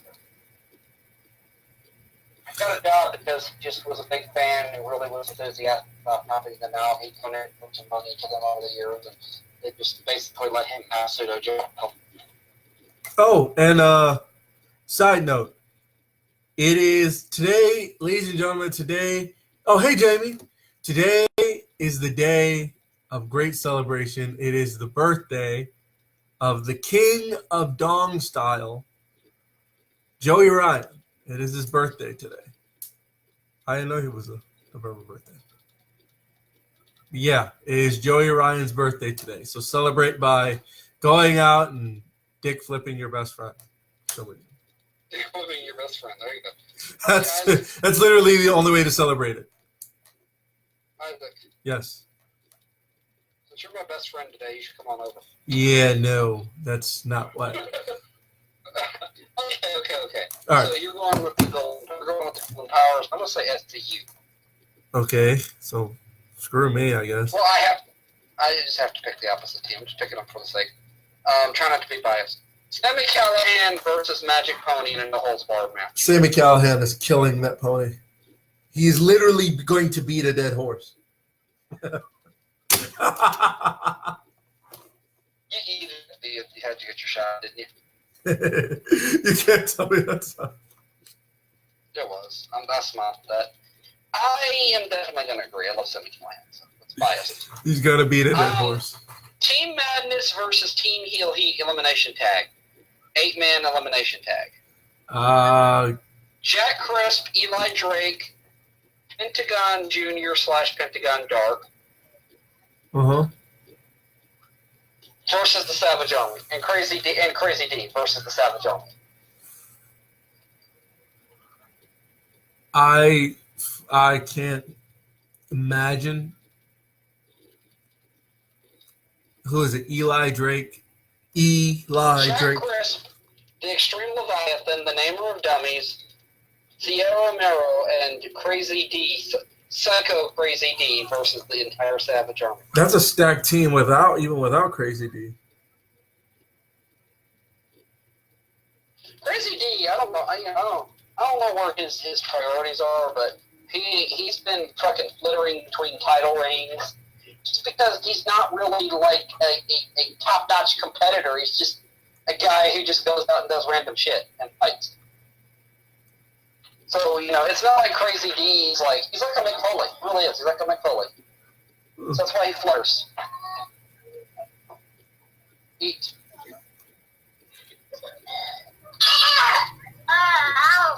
I'm going to give it to, I'm going to give it. Do you use the bathroom? Yes or no? I'm going to give it to, give me Heel Heat. Give me Savage Army. Oh, that's biased. I'm going to go with Madness. They need something here. And I know Sammy Callahan. I do get Sammy Callahan. But I'm going to go with Madness. Their team has just got more star power, I think.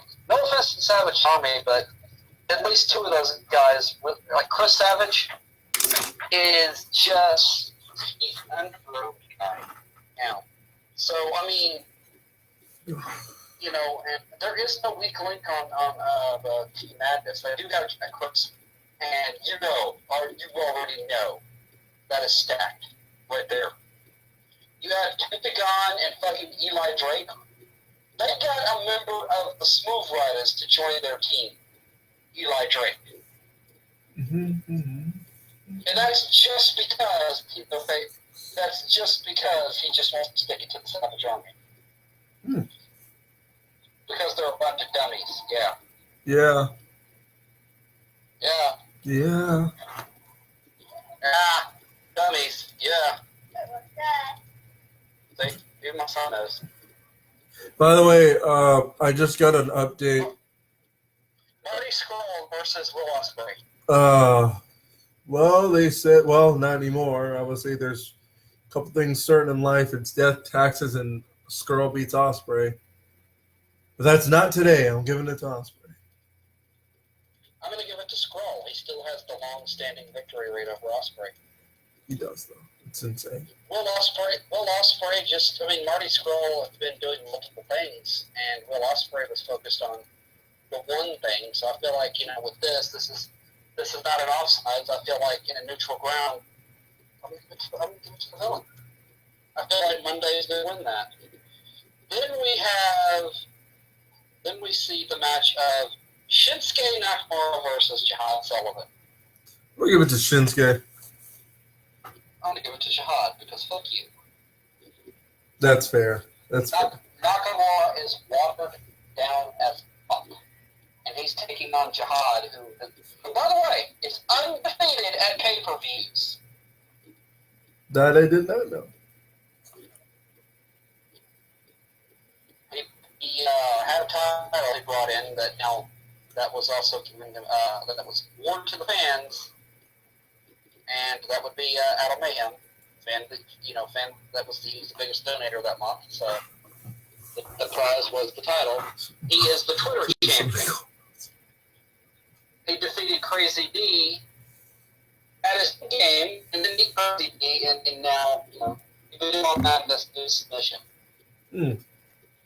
So now we're going in, he beat Crazy D in a backstage brawl, and now we're getting into the seriousness of it. I can dig it. He's going against the king of slow style. It is pretty slow. Not even gonna lie. Yeah, this is WWE Nakamura. This is where he's at now. This isn't IWGP Intercontinental Champion Legend Nakamura, the founder of Chaos Nakamura. This is the president of the United States of North America. Who hasn't literally done nothing with the title, which is just sad.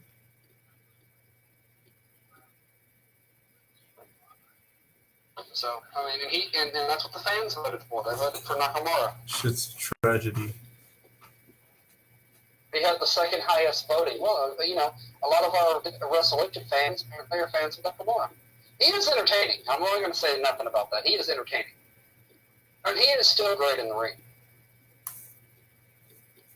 For WWE, they've watered him down a lot since this NXT, but he's still great in the ring. He still changed the face of NXT. Mm-hmm. So I think it was either him or Joe, the first ever two-time NXT champs. Mm-hmm. So, let's face it, dude. I thought Finn was the first. No, Finn was the longest reigning. Once Finn lost it to Joe, he never won it back from Joe. All right, so let's break it down. You're giving it to Nakamura. I'm giving it because Nakamura says that Jihad's taking a trip to the United States of North America. Need to face. Need to face. You know what Jihad says? What? You bring me to face, I bring Black Embrace. It's... Then hand to Matt. I get it. It's funny. It's clever. It is clever. So, we do have Nakamura versus Jihad. And then we have the Smooth Riders taking on Imai as the Facebook champion, the title that made the Golden Champion. Imai, who beat Jack Crisp and is just coming off of his title defense against Nighthawk. Obviously, he retained. He's defeated Nighthawk and Jack Crisp in the same week. Sounds busy. And those are both two people that were very tough competitors for you, and he's beaten them. He's going up against the Alpha, Chris Jericho. Yeah, he's not ready for Jericho. You don't think after beating Nighthawk and Jack Crisp, he's not ready for Jericho? It's Jericho. Okay, You got me there. Tell me. I mean, fucking Jack Crisp was like a fucking rougher Jericho, just minus the experience, and yet he still has been wrestling longer than Jericho. He's already beat a seasoned veteran like Jericho. Jack Crisp is more of a seasoned veteran than Chris Jericho. What does that tell you? It says a lot, actually. But Jericho does have more world traveled experience, though. I mean, Jack Crisp's the same guy that says, Aleister Black. You mean Aleister blacking out after I locked in the Leviathan lock? AJ Styles, when he was facing him, he says, when he gets down to the ring with me, I'm going to show him how a real Georgia boy fights. Yeah. And he delivered on all of those wins. AC Smooth, as he put it. The only thing smooth is going to be how cleanly I knock him out when I kick him in the head. And Okay. he did.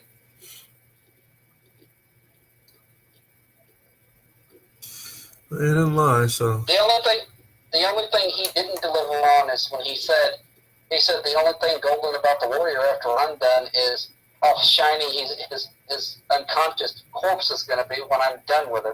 I mean, he didn't deliver on that, so. Yeah, I know, because I'm still alive and I have his belt, so. Yeah. But, I mean, he's delivered. He beat Magic Pony. So, I mean, you know, there is that. I mean, can you tell me that Imai's not ready for Jericho? Well, he'll do something. He'll be something. Jericho's crafty. Jericho is not as agile as he used to be. He's crafty, though. He is. Jack Crisp was a lot more brutal version of Jericho. He's actually more brawler now, Jericho is. Yeah, but that's his Japanese thing. He's still good, though. Like, when he fought Kenny Omega, he was still moving really good. They covered up his weaknesses and lack of agility very well. Yeah. And he sold the shit out of the Everything is Evil. Oh, yeah. Everything is evil. I'm sorry, I love Kevin Kelly when he announces that. I love when Jericho had that shirt, Am I Evil? Yes, I am. Evil has like the most heel gimmick ever, and he's a face. I know, right? It's super weird. I feel like in Japan, though, like, you can contradict yourself. Yeah. It's just, come on. Listen down. Like, you could get behind it. Yeah. You can get behind that more than Brian would like to get behind Mandy Rose. I'm sorry, that was not inappropriate. Okay, so who are you giving the match? I was giving Jericho. Jericho. I'm gonna go with Imai because I hate the smooth riders. Tommaso Ciampa versus Golden Warrior. Do I have to pick this one? I'm in it. Yes, you have to pick it. Well, you know who I'm going to pick. Well, I think you should be judging this as Isaac, not Golden Warrior. Well, the Golden Warrior, he's a fighter. You want your tablet? He's a fighter, you know. He's been through a lot. You know, a lot of things he's done have been direct responses to people telling him he can't do something, and then, you know, it's right in the same response. You know, we're right back where we started with somebody telling him something he can't do. You know, that actually might go under the same bill as Tommaso Ciampa, though. That's People were talking about Johnny wrestling, Johnny Gargano. that is true. They Ciampa, were. He and was Ciampa almost an were- afterthought. I mean, you may not like his methods, but Golden Warrior isn't exactly like just straight arrow either. Golden Warrior's taking the low road. Ciampa's just taking a lot more low roads. Yeah, you could say we're almost two sides of the same coin. Yeah. Yeah. We're two sides of the same coin.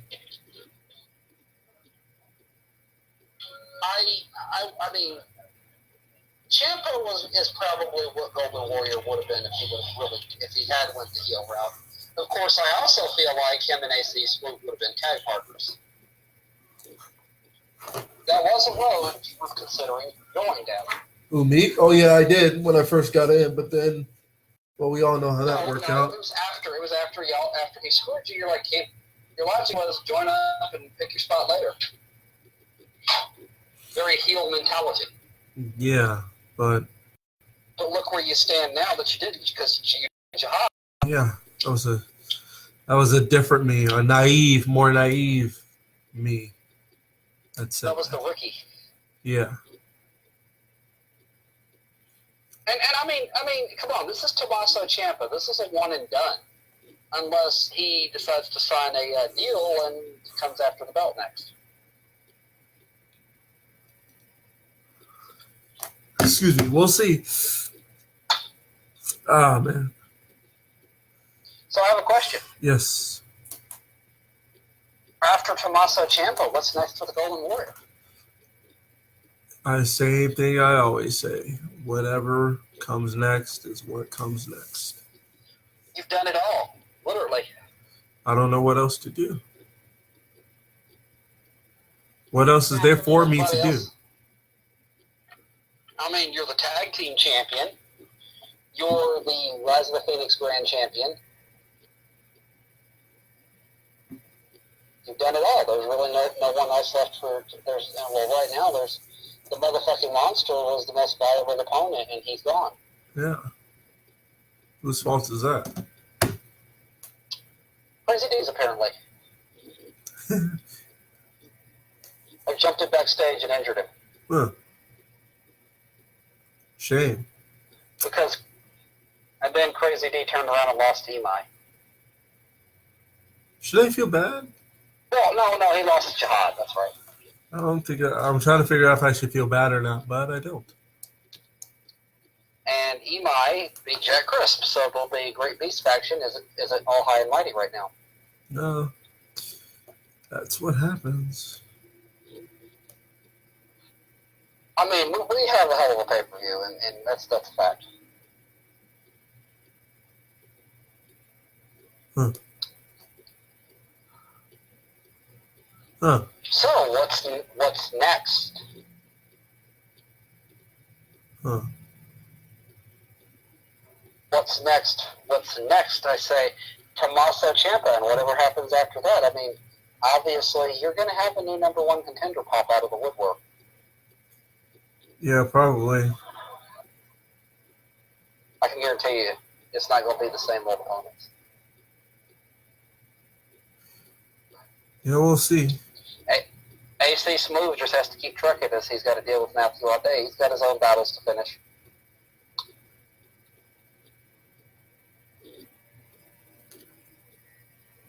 Yeah. Yeah. Mm-hmm. Yeah, well, we gonna see. We are gonna see. There is a huge hole to fill over who should face Golden Warrior next. Mm-hmm. Sounds like it's time for another Golden Chamber. 24, 34. No, 36. Sounds like it's time for another Golden Chamber. That's what that sounds like.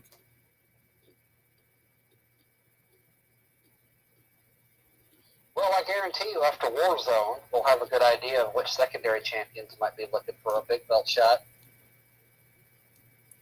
We gonna see. Well, we gonna see. We will see. What would you do if Cerebellum Assassin challenged you? I'd face him. In a first blood match. It'd be hard to look at, but hey, I busted open AC Smooth, didn't I? I bet you that wasn't hard to look at. You're probably like under that mask. I look serious. Yeah! A Golden Warrior, you can't see what his expressions are, but you can tell he was excited when he beat AC Smooth. He was all happy. And then he just like all serious. I have the belt. Look at it. Look at this belt. Look at this belt. It's mine. I stay here. Yeah. Fuck you. Go away. That's exactly the vibe I got. Fuck you, AC Smooth. Go away now. Go come back. We only want real champions here.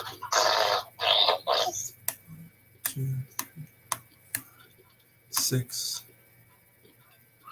I feel like 48. Golden Warrior is not cocky. I feel like Golden Warrior is like more 48 plus prideful. 12, Like, you have 60. like you have a lot of pride on what you do, and I'm a big fan of that. 8. What would you do if Jihad challenged you next? I'd face all comers, you know? All comers. And there is the fact that Midas could always be your opponent because he viably earned a shot at it a long time ago. But we never went into that because it's fucking Midas. He said he doesn't want to fight you. Might be pretty close. Well, I mean, what are you gonna do, man? Kota Ibushi might come out and challenge you if he beats Ricky's Mass. We'll see. I hope so. I mean, there's a lot of variables. I'm just telling you as a managerial standpoint.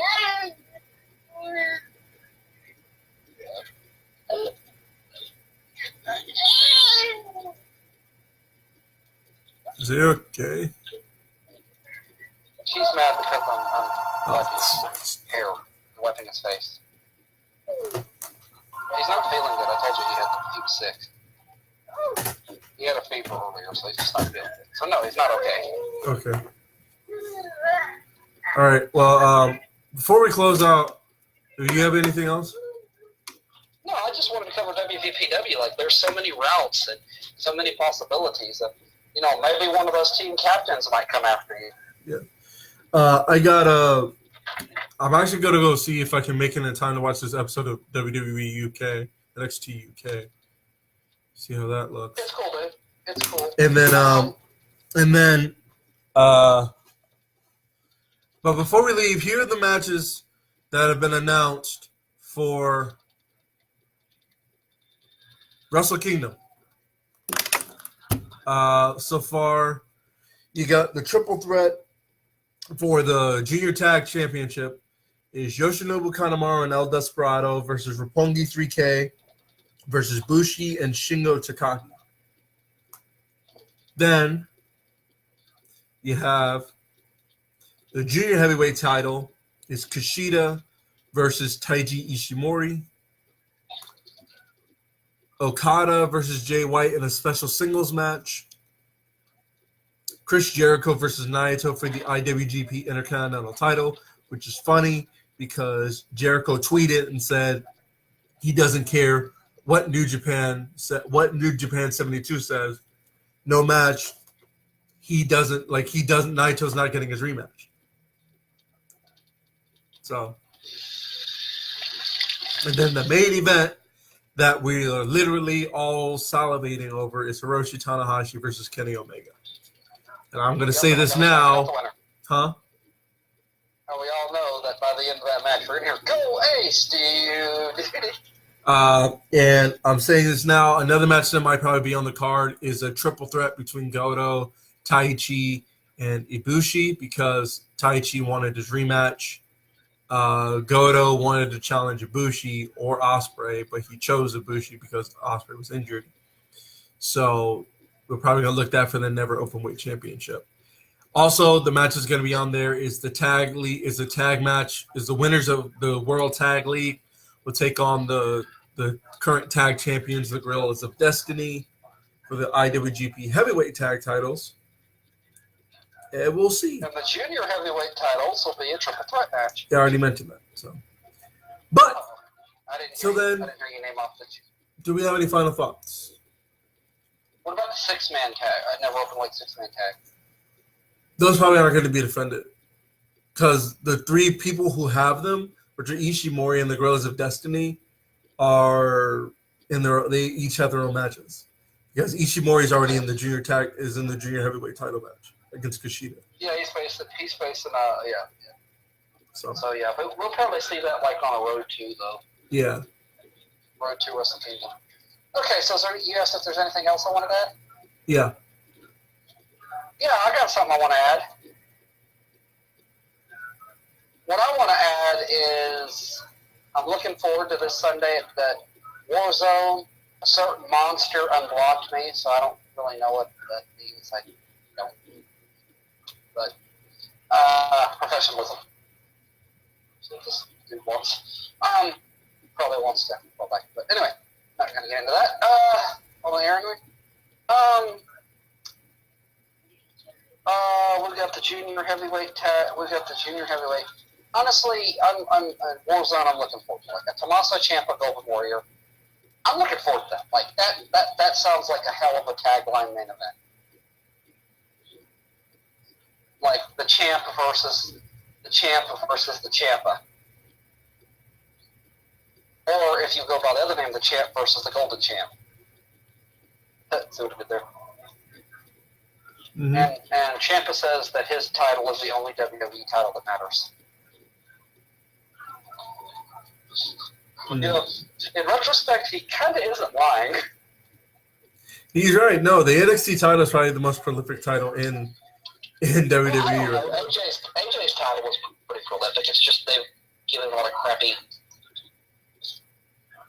AJ's had a lot of good matches on paper, but a lot of crappy choreographic. Yeah. Like they could be better. Yeah, they could be a lot better. But anyway, Tommaso Ciampa, Golden Warrior, I'm looking forward to that. And, are you ready to get into final thoughts? Yeah. What are your final thoughts? My final thoughts are stay golden and keep your gold. My final thoughts are simple. And, go ahead. As Hiromu Takahashi says, keep Mr. Belt closer. That's a good point. My final thoughts are simple. If you're not watching Rise, you should be. Or find a way to watch it. Here's another thing. I think I know I talk about this a lot. I talk about her a lot on the show. I wish people could understand. I'm sure people do. But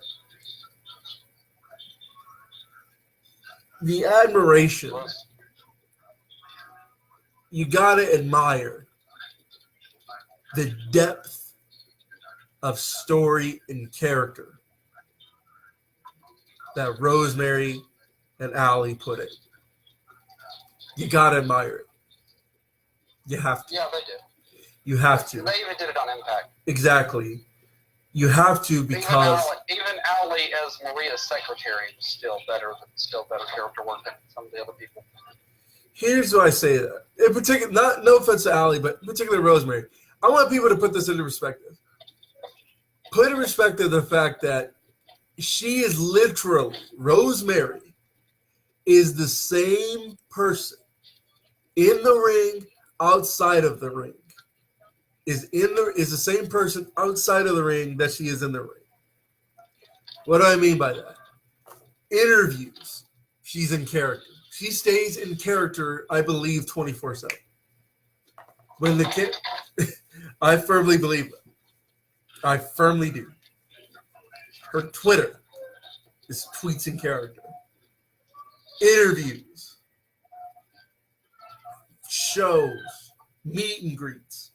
Starcast, all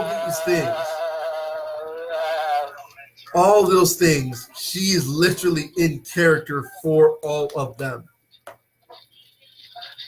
And I watched one of her most recent interviews, and I was looking at it, and I'm like, I don't know. It was at, I think it was something in Florida, something in Florida, WrestleCade or something like that in Florida. And I was like, I can't believe the lengths she's going to. You could say she's single-handedly resurrecting kayfabe. You could say that.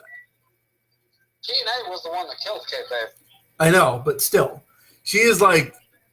It's like if somebody told her kayfabe is still a thing, and that's what she runs with it.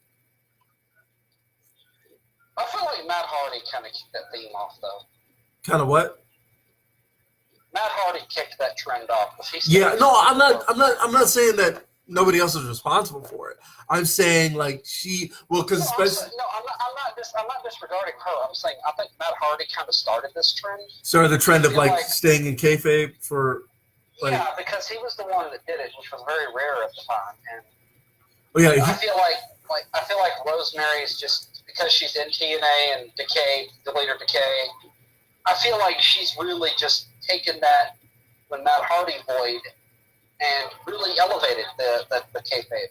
Yeah, like I feel like if you're looking like this is probably maybe I'm stretching it here, maybe. Well, I'm going to say it anyway. By the way, we're over 2 hours, and thank you for those who have stuck with us this long. Maybe I'm stretching it here, but it's like if you miss the Broken Universe, this is probably the next best thing. Like, because look what Ali and Su Young are doing. Exactly. Su Young's involved. Exactly. And Su Young also is another one. Su Young's another one. Yeah. Like if you're no, she doesn't do it all the time. I've listened to her interviews. And she's like. She talks normal. She stays in she's in character, but she's not in character. Her character doesn't talk much, so it's like she can literally do anything. Yeah, it's like she really doesn't talk much. Okay, no, because I said that I brought that up because I watched one of her Alicia Tout videos, who is great by the way, her Ambi, and she's like she was sitting there like just like a. Because I never heard her talking until then. I was like, oh, okay, so she talks normally.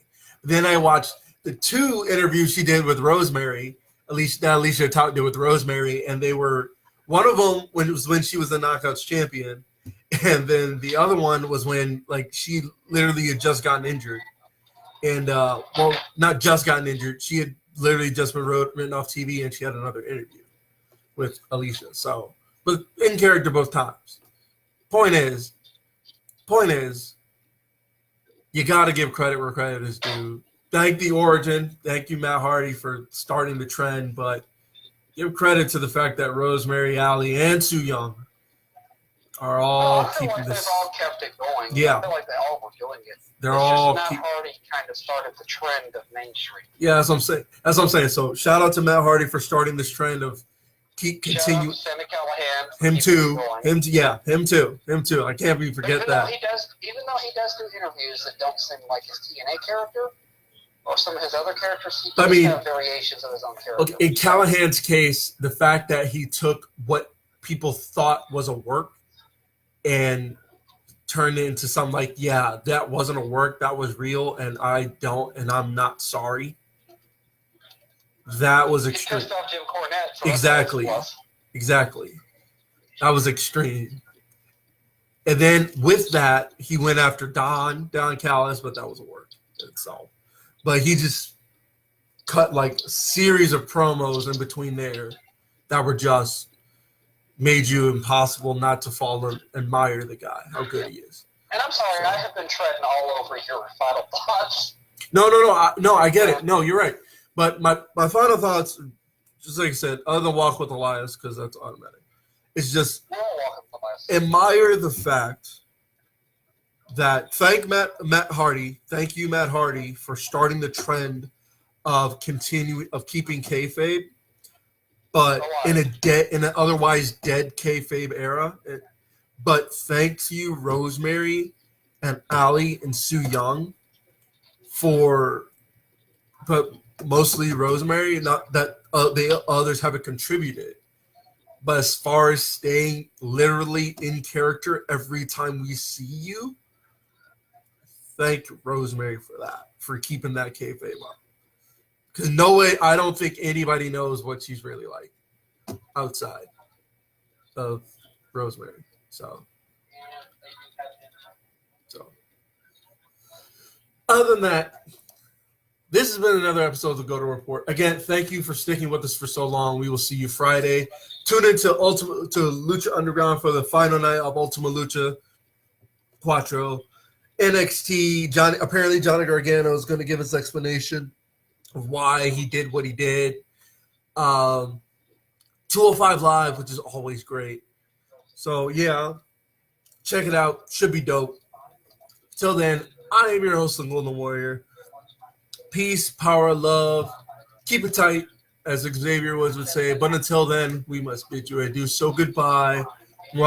Good night. Bang. Y'all stay golden.